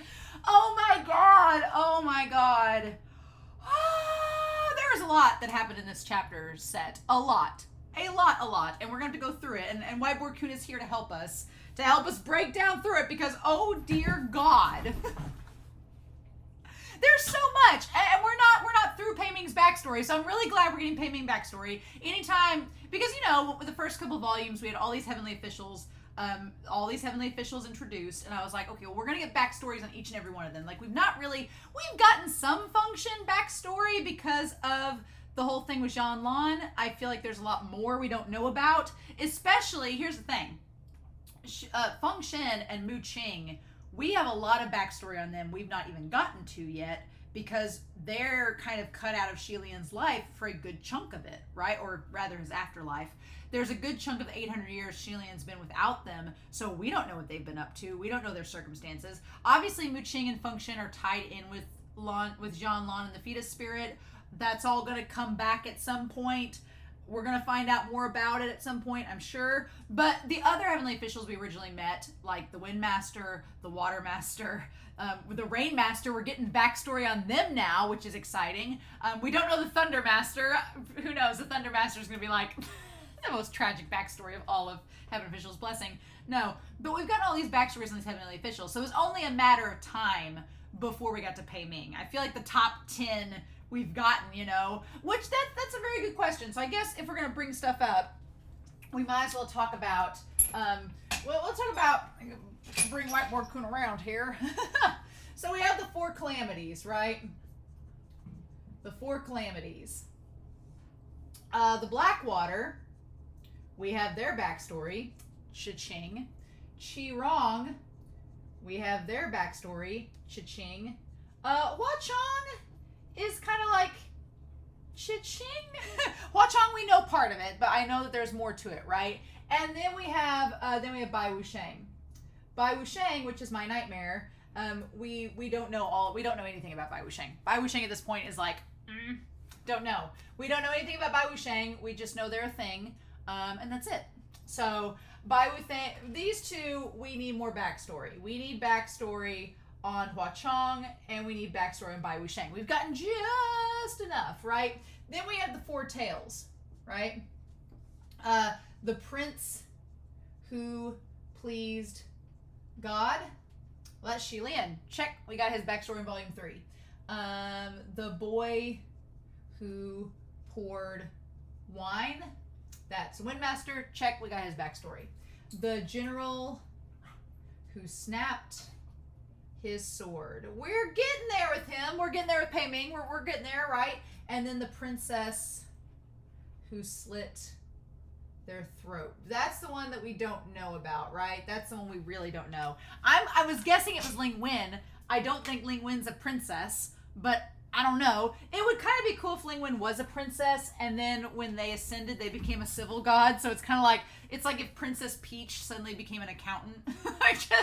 That's what happened. Like, that would be kind of a cool subversion, that she decided, like, to leave her royalty behind and become, like, a civil god and, like, just pour over books and research. That would kind of be a cool thing if Ling Wen turned out to be a princess who wasn't allowed to, like, research or gain any, like, academic accolades because she's a princess and a woman, and then she decided that, oh, I'm going to become a man and be scholarly. That could kind of be cool. So maybe Ling Wen's the only one I know that could be the princess, but maybe there's more to it. Maybe we'll go back. Maybe Jean Lan is the, maybe Jean Lan is the one. But they said they were heavenly officials, so that couldn't be the case. So Ling Wen's the only female heavenly official we really know of outside of the Windmaster, but the Windmaster's already on the board. So we'll wait and see. But I feel like at this point, we're halfway through the story. And so obviously being halfway through, it makes sense that we're halfway through knowing the calamities and knowing the 4 tales. And then as far as other characters that we don't know the backstories of, the Rain Master is one that we're getting there. Jun Woo is one that we know a little bit about, but not a whole lot. The Thunder Master is like a complete mystery. It would be kind of funny if the Thunder Master like just came in the 8th volume and had this big backstory and was like a Deus Ex Machina for the entire series. I would laugh so hard. I'd be like, oh my god, the Thunder Master, he was there the whole time, but he's the savior of the entire series. That would be great. MXTX, do this for me. Make that happen. Because you usually have like an MXTX story, like the one character that you don't suspect that comes in at the end that you're like, what? In Modazushi, I won't say if you've not watched Modazushi, but there's the one character that's always kind of in the background. In the very end, you're like, they've been there the whole time? And that's kind of the situation. So who knows? But yeah, Junwoo, Rain Master, Thunder Master, and then obviously Feng Xin and Mu Qing. Their characters, these two we know enough about, but we don't know the full story. Like, we learned a lot about Feng Xin in the last couple of sets, but Mu Qing is like virtually, we know a little bit about Mu Qing's backstory of growing up kind of on the streets and not being from a privileged class, and then becoming this deputy general and then becoming a heavily official himself. But yeah, so we still have lots of ground to cover basically between now and the end of the story, right? We have lots of ground to cover. So there's lots of things to think about as we move forward. But one thing that is kind of really cool about this is the idea that we've established, and just kind of like, I'm going to bring up a new thing, the idea that weapons, that spiritual devices can take on a human presence. Okay? The fact that spiritual devices can take on a human presence. Yes. So the case of the brocade immortal, like even though the brocade immortal can be worn by Ling Wen, it can also take on the appearance of a man.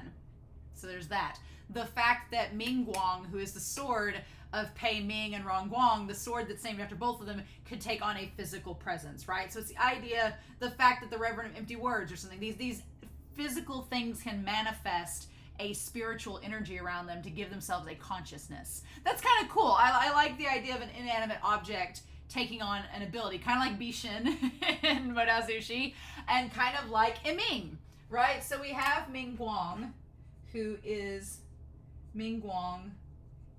a Pei Ming sword that was snapped in half, that took on this resentful energy and became its own thing, supposedly. But we also believe that it's Rong Guang. Also, Rong Guang is just really fun to say. So, and then we have Ming. Now, Ming is tied exclusively to Hua Chong. There is no doubt in my mind. My theory is that Ming, the little eye that is in the little eye that's in Ming, I think that that's Hua Chong's eye that he sacrificed. I think that Hua Chong took out one of his own eyeballs and implanted it into this sword to make it a spiritual device and created Ming to be an extension of himself that he could use as a weapon, right? I feel like that is the case because Ming reacts to Shi Lian like a dog would to a master petting it, and reacts similar to how Hua Chong would probably react if Shi Lian were interacting with him. I went back and read these chapters in this version, and I was just sitting there flabbergasted, being like, oh my god, I missed all these innuendos. I mean, obviously, the obvious innuendo, the innuendo that Hua Chong has perhaps just as much of a praise kink as Shi Lian does, and grows longer the more you praise him, MXTX. I am a sweet summer child indeed, but I am not so much a sweet summer child that I do not see the sexual innuendo that Ming is a basic representation of Hua Chong getting an erection. Shi Lian praising him, and then Pei Ming is basically suggesting, oh, if you kiss Ming, it'll grow longer too. And I'm like, will it now? I'm like, don't get any ideas, Shi Lian. Don't be getting any ideas. Would it be more acceptable for Shi Lian to possibly put Ming's hilt in his mouth as opposed to other regions like we've seen characters in other series do? Is that even a possibility? Why am I talking about this? It makes ticks. Why are you putting our minds in the gutter? Make it stop. But there's, again, a lot happening in this chapter. And what I love about it is that Ming just shows up. Ming's here. Ming is like a little bitty sword that matches Hua Chong. It's good to know. Also good to know as Ming is getting bigger, Hua Chong is about to get bigger too. Hua Chong is like a little time bomb right now. He's about to explode, right? And go back to being normal, right? Which, again, is advantageous to them in finding and stopping the monsters, but also is going to put them in a state that if there's another wave of arousal of demons, Hua Chong is going to be slightly dangerous. The good thing is, Pei Ming knows exactly how to quell this problem. Pei Ming is just like, oh, we'll just make out with him. Like, I love that if Hua Chong becomes bigger and Pei Ming senses that there's an arousal of demons, he's like, Shi Lian, just make out with him. We'll solve the problem. I love that Pei Ming already knows the solution. He's already figured it out. He's like, got our way in. So the good thing is, again, that Pei Ming is with them and that he will be a nice buffer for if they need it, right? Very, very good to know.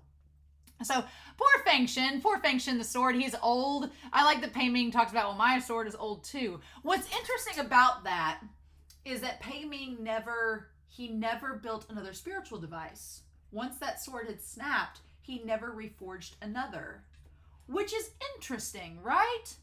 I find that, I think that says a lot for his character, in that even though Pei Ming seemingly may have been at odds with Rong Guang and what happened between them, that he still valued what they had enough and took the results of whatever this battle. I'm assuming, it says the battle took his life, Pei Ming's life, so I'm assuming that's before, right when as he ascended. I feel like that Pei Ming took that battle seriously and never forged another weapon because he respected the bond that him and Rong Guan had so much. ultimate bro. I mean, Pei Ming is the ultimate bro, right? I mean, him and the Water Master and Ling Wen. Pei Ming is a bro among bros. Like, if you need somebody to go get your keg for your fraternity party, if you need somebody to like stay up and watch after the first year bros to make sure they all get through initiation, if you need a guy to go and pick up the chicks, Pei Ming's your man, right? He's a bro among bros, but he's also very honest and straightforward, and he seems like he has this very hard sense of justice. I did not mean a sexual innuendo by that, but you take it for what you will. But he has a very, very stern sense of justice, and it, like I said in the last reaction, it is to a fault. Like, once he gets his mind around something, he doesn't usually change his mind, which can be good and bad. Luckily for Shi Lian, Pei Ming is on the Hualien bandwagon and is viewing it as the best thing ever, so we're good there. But yeah, I liked it, and I liked the sword extinguishing blade. Last week I thought that life extinguishing blade, the one that is Ming-Guang or Rong-Guang, whatever, I thought that once he left the scene of the crime, we were never going to see him again until like volume 7. I thought we were going to see him for like hundreds of chapters. I was like, well, that guy's going to come back and be like the end boss when we get to Mount Tonglu. No! He's instantly back the next chapter set to come after Pei Ming. Like, took no time to come after him. And we found out that Rong-Guang or Ming-Guang has been after Pei Ming. I think it's kind of cool that Pei Ming realizes that it was Rong-Guang because of how manipulative he is. Because he talks about how they're very different. He was manipulative and easy to sway others and like get a mob going. Like, the backstory we get on him kind of matches up how he was playing the crowd back during Mount Tonglu in the last chapter set. So that was really cool. I liked that a lot. It's nice how those little character moments kind of all stack up.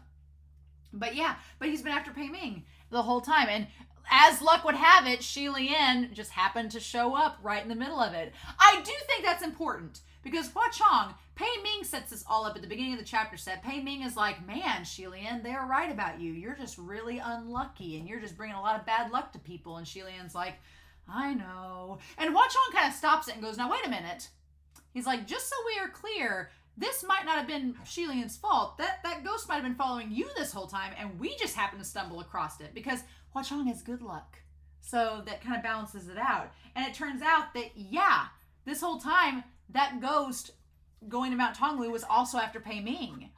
And Pei Ming was the one targeted, and Shi Lian just happened to show up at the wrong time. That was his bad luck. So it's interesting, right? It's interesting that Shi Lian's bad luck gets kind of transformed a little bit in its meaning by Hua Chong, which I think is intentional. I think Hua Chong wants Shi Lian to feel better about himself. And he's like, don't let anybody make you think that this is all your fault, right?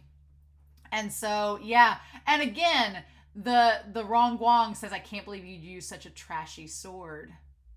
I like the idea of Ruyi making this kind of barrier around Shi Lian and around them. I like the idea that while Hua Chong is trying to meditate, that he's doing in the land of the flowers, you know, we had this whole idea of the barriers and trying to meditate and keep yourself in check and everything. And I like that Shi Lian comes to the realization at the end of these chapters that, man, when you have more people involved, it's a lot easier. Teamwork makes the dream work. I kind of love that. There's also this really amazing idea that's happening in these chapters. It's been happening throughout this entire volume, but it's really coming to light in these chapters. The idea of ghosts and heavenly officials intertwined.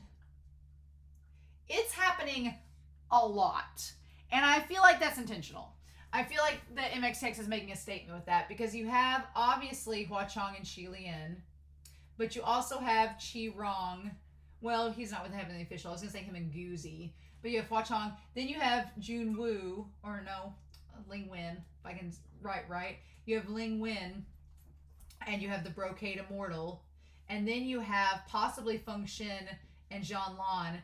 And then you have Pei Ming, and possibly this Guang Rong, or Rong Guang. And you have Rong Guang. But then you have Pei Su and Ban Yu. So you have all of these heavenly officials or deputies that are tied. And then, of course, you have the Windmaster and you have the Blackwater. So you have all of these different ghosts that are intertwined with heavenly officials, right? And there's some form of relationship between them. that has been developed in the past or present or seemingly is developed for the future, right? I'm just waiting for Junwoo and Bai Wusheng to be a thing. And the black boxes on Discord go Am I going to ship Bai Wusheng and Junwoo? Are they going to be my crack ship? Enemies to enemies? No, we're going to save that for like volume 7 or 8, right?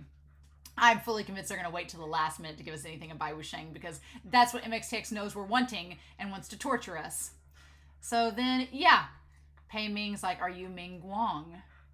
And then that is so interesting because Shi Lian's like, well, your name as a heavenly official is General Ming Guang. So that's so interesting that he goes by Pei Ming, but his official name is Ming Guang, which is after the sword who was snapped and was forged between Rong Guang and Pei Ming. Ultimate bros, right? Ultimate bros. And so that's so fascinating. And the idea that the blade is cut in half the same way it was snapped makes sense why when Pei Ming sliced it, it didn't die. It just kind of raised up and went right through it, right? Where there was already a cut. And they establish in this that, you know, they're ghosts, so they can be cut in half and it not affect them. That's just how they're shaped, right? We've seen ghosts with half their heads missing, so it's nothing unheard of, right, that you could think of.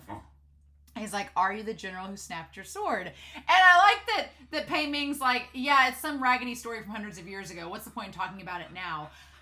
Pei Ming doesn't want to talk about the past. He doesn't want to bring it up. He doesn't want to acknowledge it because he clearly isn't happy about it. Which is kind of fascinating because Pei Ming's story is not too unlike Shi Lian's in some ways, which is kind of fascinating. I like it. And then Kamo shows up. Kamo, of all things. I like also that we have the idea that sometimes spiritual devices and individuals don't match up. That Kamo tries to use Ming Guang as a weapon and it doesn't work because he's more used to a mace and it doesn't work. I'm glad to see Kamo. I liked Kamo's character in Banyu. I thought he was fascinating. And then Banyu and Pei Su showing up.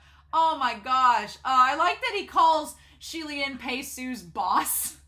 I'm not sure how Pei Ming feels about that. He's like, really? But yeah, what should we do? And then we have chapter 147 of them working together. So I like that there's this big misunderstanding and Shi Lian he does a really good job of tricking Ming Guang to making the hand gesture that's like the ultimate disrespect to Kamo. And then he tries to convince Kamo that Banyu and Pei Su are there so that he should go chase after them. Turns out they were there, thanks to the Rainmaster. Awesome reveal. But the fact that he gave this speech was said for Ming Guang. I love Shi Lian revealing how sharp and quick he is in the moment. That part is really nice because, you know, Shi Lian, he's our cinnamon bun deity, but we forget how cunning he can be and smart he can be in the moment. It's just when he's faced with anything romantic, he just shuts down. Like Shilian.exe stops working when Hua Chong's involved, right? But then we have this battle. Are you going to do this to them or to me? And I like when they realize they have the same enemies. That's when Shi Lian yells out. Now, here's the thing. We talk about good luck versus bad luck. It was honestly good luck that Shi Lian called out and had Pei Su and Banyu show up. That was good luck because it helped save them in the end. So again, I don't know if the whole situation about the god of misfortune, if that entirely has been a construct that... And here's the thing too, the idea has been established that if a certain thing is believed about you as a deity, as a heavenly official, then it comes true. So if people believe that Shi Lian is the god of misfortune, that's what he becomes. But oddly enough, a lot of the things that have been happening slowly throughout this chapter set are good luck that's brought to him being by Hua Chong. And Hua Chong says that he doesn't necessarily have good luck. He just, thinks he does personally as a supreme ghost. So the question is Shi Lian's bad luck turning into good luck by being around Hua Chong for so long? Is it rubbing off on him? Is it just that the thoughts of what Shi Lian is slowly changing to around him, and so that's what's causing the luck to change? Because I think it's interesting that Pei Su and Banyu showing up is a sign of good luck happening. So that's actually really neat, right? I just find that fascinating. And then Kamo slips off. And then the idea, again, it's so weird to think of the idea that Ming Guang can change from being this giant Vorpal sword to becoming an actual physical personification like that, like instantly. It can go from being a human to a sword quickly. It's just that weird fantasy element that's so bizarre. But and Ming can't become a human because he's an extension of Hua Chong. At least that's my theory. So interestingly enough. But yeah, he's like, what? I love that they do the whole got you by the balls. When they have the lower half, Pei Ming's like, well, why don't you grab him by the balls? And Lian's like, well, shouldn't you grab him by that critical place? I'm like, oh my God, these two are ridiculous. Yeah, neither of them want to grab Ming Guang by the balls, so they just stretch his legs out. Ridiculous. And then that's the point where Kamo comes back. Lian shouts at Ming. I find it amazing that we have Ming being held in Lian's hands. And way back at the beginning of the story, Junwoo was like, whatever you do, don't grab Ming. Like, it was going to be this big thing. Like, grabbing Ming was going to be like the end of the world. Lian was going to like open up a vortex of destruction. And honestly, it's just Lian fighting with Ming. It's almost like, I feel like Junwoo knew that Lian was going to be attracted to Hua Chong, and he was like, stay away from him, don't go near him. And then he did, right? And everything that Junwoo maybe was afraid of is happening. But why would he be afraid of Lian being with Hua Chong if he knows Hua Chong likes him? There's still so much mystery that we don't know. But yes, the idea of Lian holding Ming is great. I really love it. And there is a picture that goes with this chapter set that I'll show y'all in a minute. And I like that Pei Ming this whole time is like, hey, glad that you're using Ming, but what about your Hua Zhongshu is having a bit of trouble. I like that Pei Ming just calls Hua Chong his. He's just fully involved in the fan club. And that's when we get the picture where Lian goes up and Hua Chong is struggling. I really like this picture. It is of Pei Ming. Pei Ming like has a little star coming out of his head. He's trying to do the smolder, trying to swoon.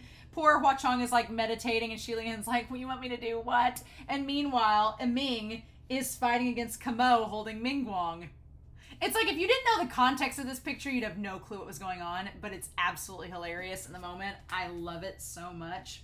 But yeah, so then Hua Chong, and the thing of it is, I think Hua Chong, it's not only the fact that he's struggling with gaining the energy back to become an adult again that's the problem. I think it's also the fact that Ming, I'm theorizing Ming is part of him, and he is using Ming to fight, so that tension from Ming fighting is also affecting him, kind of like an extension of your body, right? Like a phantom limb thing.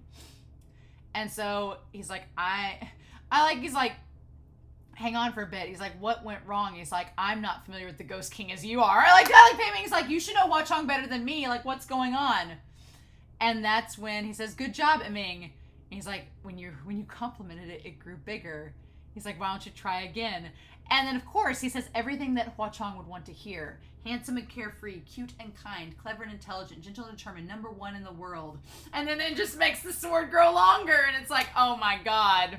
I'm like, yes, of course. Let's make all the sexual erection jokes that we can, right? And the funny thing is that Lian is like, he's like, are you all right? I love that Lian like pulls out and Ming is like stroking me. He's like, are you all right? And Pei Ming's like, I figured this out. Hold on.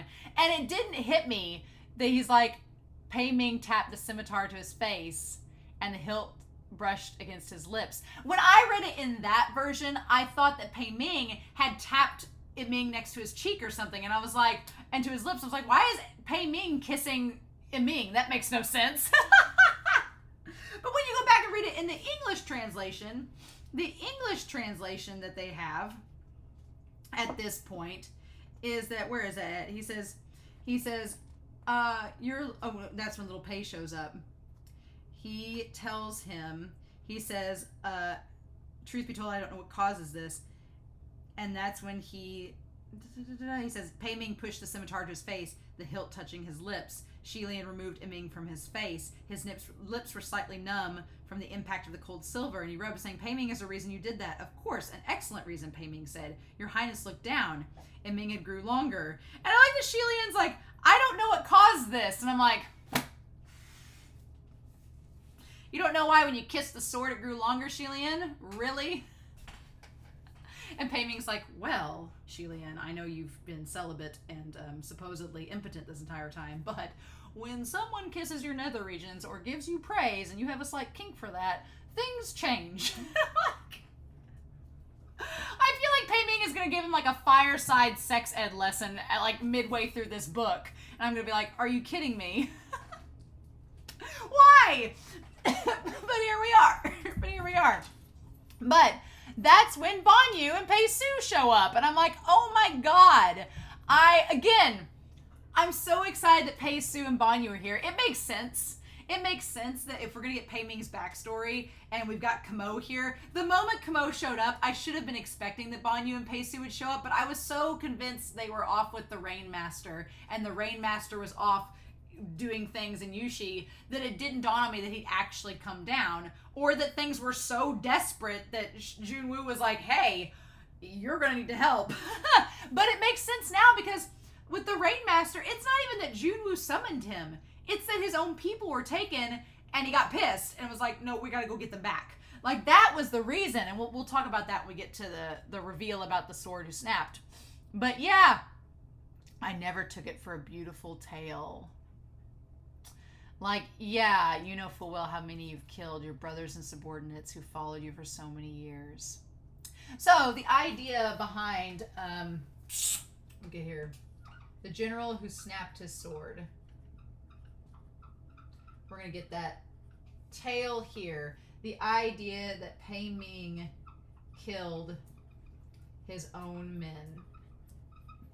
I'm assuming he killed his own men because they were mutinying and he didn't think that was right. And I feel like around that time, if we're talking about a great grand event happening to cause an ascension, him killing his own men and massacring the place would probably be enough to cause an ascension. I'm guessing that's the case.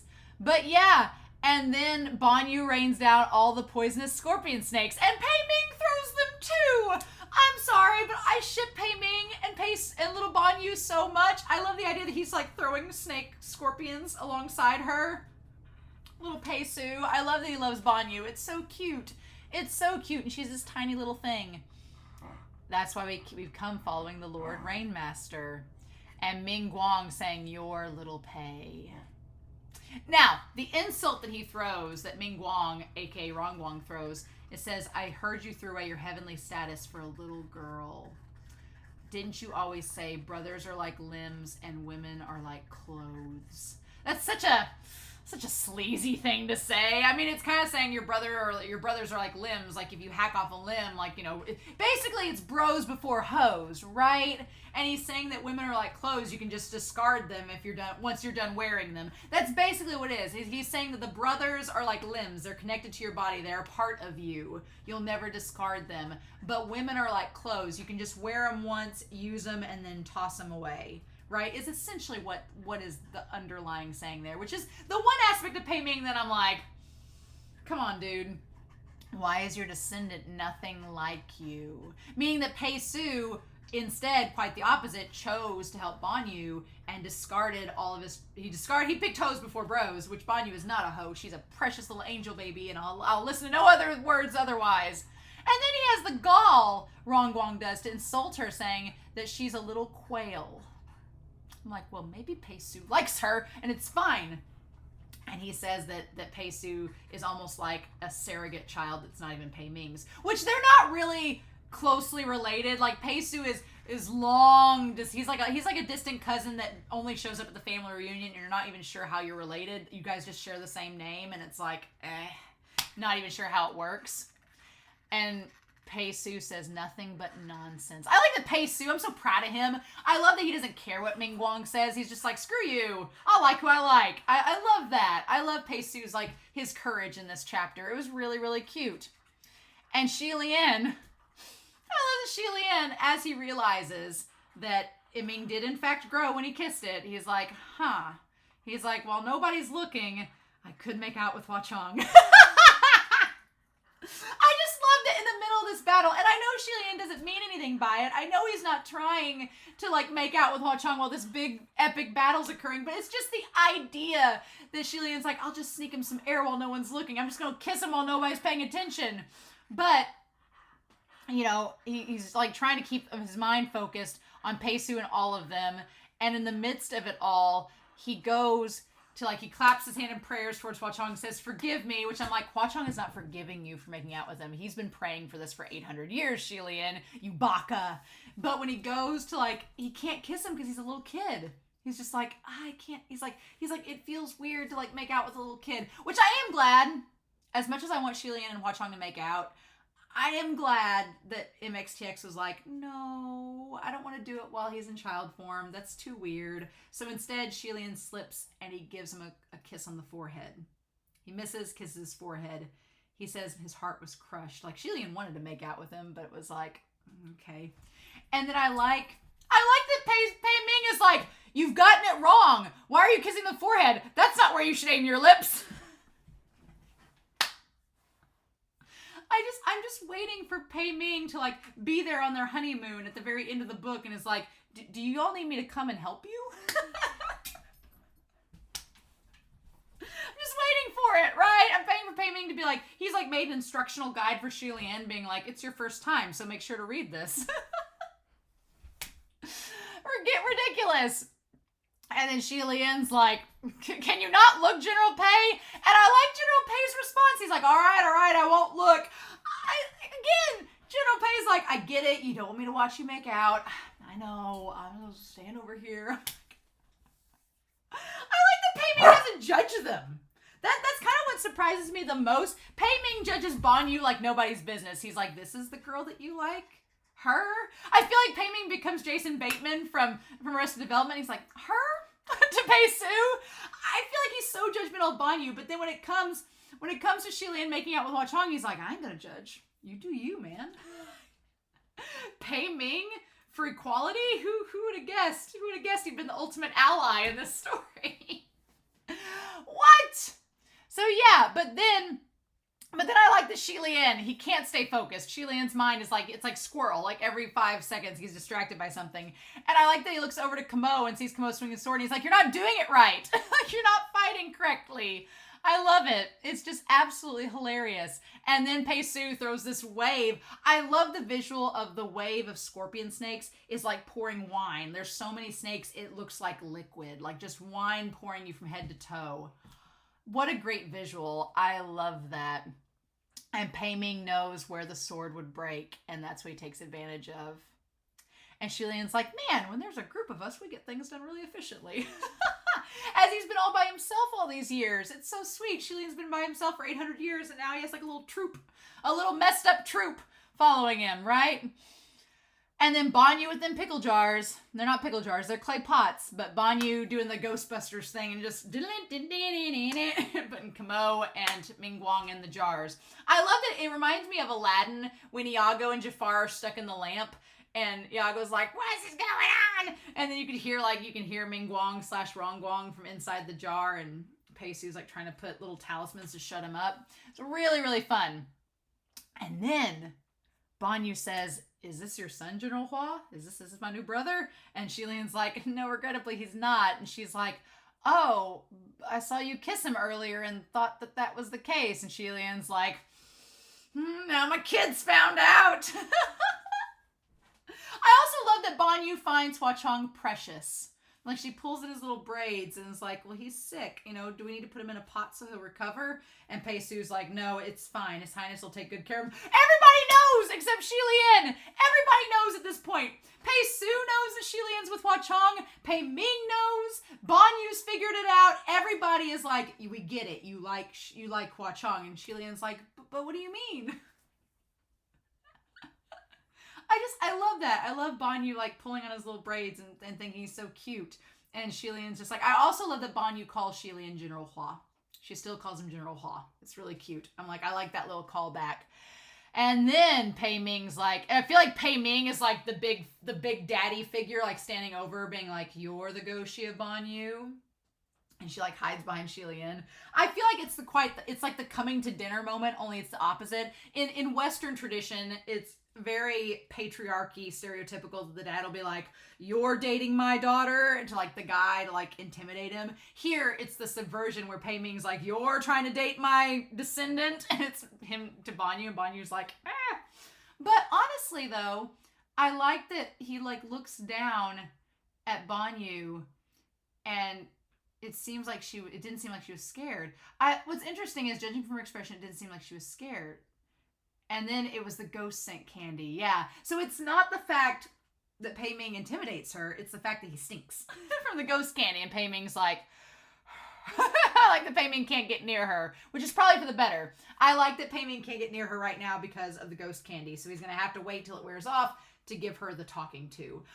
Honestly, though, I hope by the end of this, I'm like, Pei Su loves Banyu, and it's the sweetest thing. I hope that by the end of this, that Pei Ming is okay with Banyu liking Pei Su and vice versa. Pei Su is in fact the opposite of Pei Ming. Pei Ming loves him and leaves him. He's a womanizer. He beds ladies and then he takes off. Whereas Pei Su seems like he's like the pebble with the penguin. Pei Su is like, do you want to be my friend for life? As he gives the clay pot to Banyu, and she's like, yes. So I feel like Pei Su is the polar opposite of Pei Ming in that he wants to be with Banyu for life, and it's the cutest, sweetest thing. I'm like, it warms my heart. So then we get the idea of why the Rain Master and Pei Ming are constantly at odds. We find out the Rain Master only got involved with this Mount Tonglu business because a bunch of ghosts passed by Yushi country and captured some farmers. And then the Rain Master, we also get confirmation that, or at least seems like confirmation, that the Rain Master and the Ox are two different things. I've been wondering for a long time if the Ox that they constantly meet when they enter the Rain Master's lair is the Rain Master themselves, but it seems like maybe it's just a steed. The ox is a steed that the Rain Master uses. So it's possible we've not technically seen the Rain Master yet. Possible. Not for sure yet, right? And so we couldn't find you. And he's like, were you chasing after the Goshi of Banyu? And he's like, no, the Rain Master saved me. So it was all just a matter of circumstance. We find out that the Rain Master, Shi Lian, they had taken Banyu to the Rain Master to hide her there because that would be the last place that Pei Ming would go. So that she was safe there. And by random circumstance, the Rain Master ran into Pei Su and rescued him from Qirong. And the Rain Master took pity on Pei Su and supported him. So that's kind of the interesting thing about this.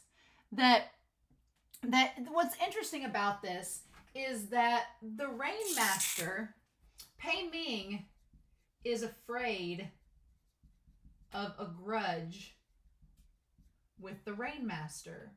But the Rain Master, oddly enough, doesn't seem to hold a grudge. What's very curious about the Rain Master is their connection with Shi Lian, because we know from Shi Lian, back during the days of Shanla, Shi Lian came to the Rain Master for help and to get the hat to use to try to save his kingdom. And what's interesting is that the Rain Master stayed in Yushi to be a heavenly official even after Pei Ming wiped it out with his people from Zhuli. Which is kind of interesting too, because the whole time, like the Goshi and Shanla, all of that, they kept telling Shi Lian, like, once you ascend, you don't need to stay home, you need to stay in the heavenly court, you need to do this, do that, don't become involved in your people. But the weird thing is, the Rain Master stayed with his people and hasn't left. That's the crazy thing, right? So I don't know if Junwoo was just said, stay, I guess, why was the Rain Master chided for their decision to stay with his people, whereas Shi Lian was told not to? Did the Rain Master know how to distinguish? And it could be the Rain Master knows how to distinguish staying in the same vicinity as his people, like Shi Lian did the first 3 years of his ascension, and getting involved. Maybe the Rain Master did what Junwoo wanted him to do, and he stayed with his people, but he never got directly involved. He stayed a heavenly official and didn't try to do like Shi Lian did and get involved in the raid of his people. That's rather interesting.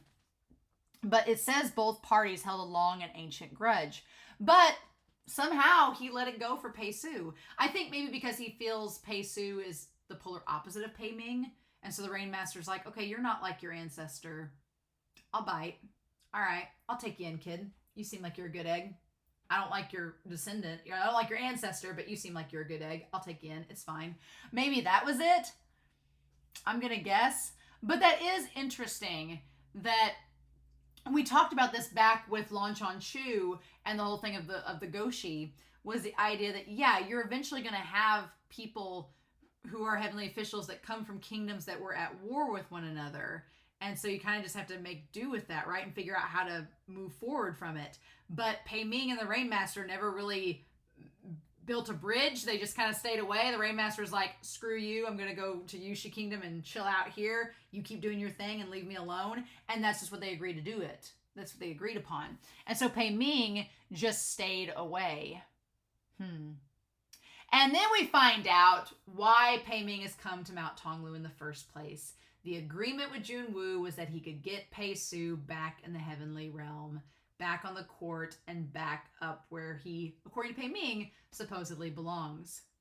But I find that so interesting in that Pei Su doesn't answer when he says, if you perform well, you can be pulled back to the upper court. I don't think Pei Su wants to go back to the upper court. I think Pei Su wants to stay with Banyu. And I hope that by the end of this, Pei Ming respects Pei Su's decision, that he's like, no, I want to stay with Banyu here with her and be with her the rest of my days. Like, I hope Pei Ming respects that, because I feel like Pei Ming should not try to push. I feel like if Pei Ming tries to push Pei Su, it's going to come across like the Water Master with the Wind Master trying to push him to do things that maybe he doesn't want to do. Because Pei Su seems pretty legit okay with staying with the Rain Master and Banyu. So I don't know if that will end up being a thing. But then Ming Guang gets really mad about all of this and says, did you think no one knows what despicable deeds your little Pei has done? Word has already spread, and you want to sit here and wipe his ass and try to hide his past. So that is the thing.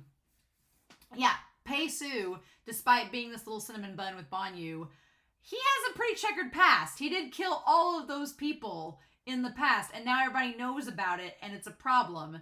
And so he's like, everybody knows about Pei Su's awful past, and you're trying to cover it up. And he's like, someone like you tosses used clothes and ditches used limbs.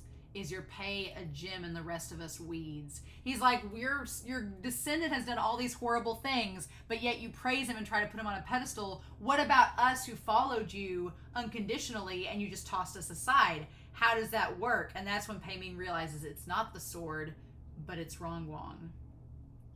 Because Rongguang would have that resentment in him, right? So I find that interesting because, yeah, Pei Ming is desperate to get Pei Su back on the upper court. Like, redeem him and make him like he feels Pei Su deserves it. And maybe because of what happened with the tale of Pei, he relates to Pei Su and knows what it's like to, like, because Pei Su, he's killed all these people under the guise of doing it for Banyu and doing it, you know, for various reasons. I think Pei Su can connect with that because that connects to him, you know, in the battle that caused his ascension. So he understands how that works, right? Interesting. But we get the story of the general who snapped his sword. That he had a deputy general named Rongguang when he was still immortal. He was known for his victories in battle and begging the ladies. So the idea is that there's Pei Ming and Rongguang, his deputy, and that they fought battles for a king. Rongguang, in a lot of ways, reminds me a little bit of Mu Qing. A little bit reminds me of him.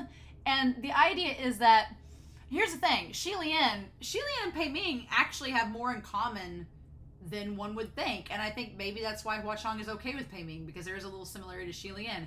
Not in the sexual realm, no. But in terms of Lian, I don't think Lian ever really wanted to become the king of Shanla. I don't think Lian was ever interested in that. He just wanted to be a sword geek and cultivate and do that, but he had no interest in ruling Shanla.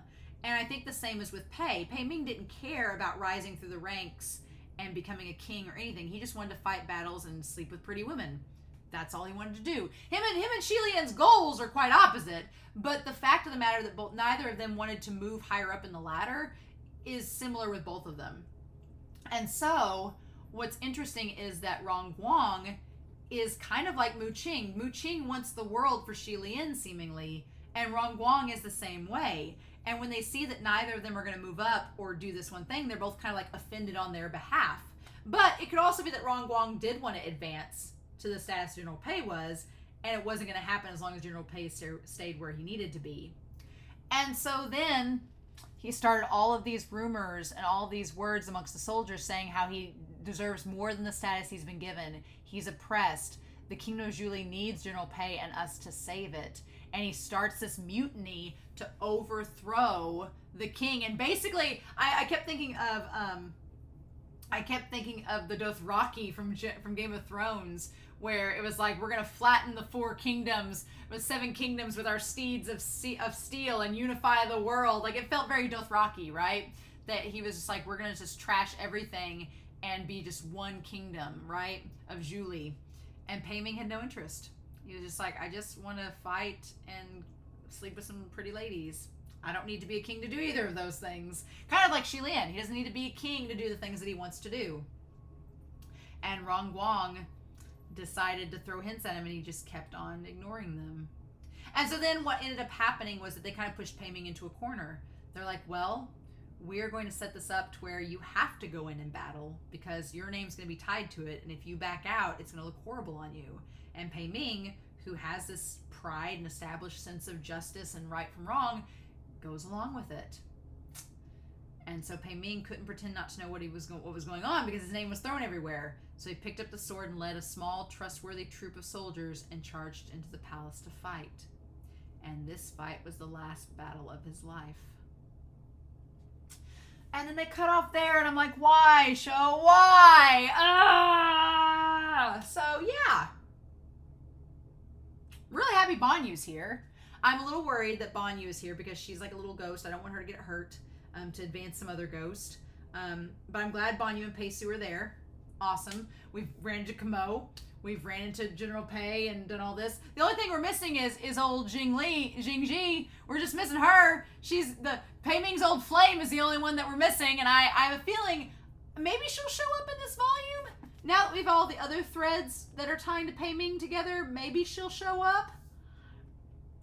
I don't know. I don't know if she'll show up in this volume. It would make sense for her to show up in this volume because it's very Pei Ming centered, but I don't know. The funny thing is that we have Shi Wudu, who committed this atrocity by sacrificing someone's life to save his brother. We have Ling Wen, who's apparently murdered a man. And then we have, to maybe advance herself, we don't know yet. And then we have Pei Ming, who really hasn't done much wrong yet, except possibly to try to thwart the rebellion, kill his own men, which is a thing, but it's not like a corrupt, scandalous thing, right? It's actually kind of, there is a selflessness tied to it. So, who knew? Of all the people of the 3 tumors, Pei Ming would be the one I'd be most like, huh, okay. I'm really excited. We got the gangs all here. Hua Chong is a ticking time bomb.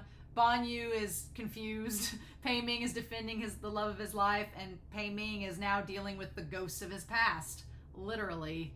So I'm so excited to see where this goes, y'all. I don't know if I'm gonna be able to wait.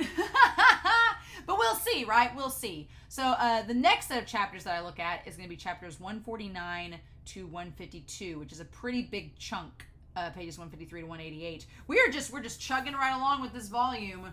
We're getting in. When I went to put that book on the shelf, volume 6 is the smallest volume out of all of them, which makes me so sad that it's the smallest volume of all so far. But like I said, just because it's a small volume doesn't mean that it might not have significant events happen.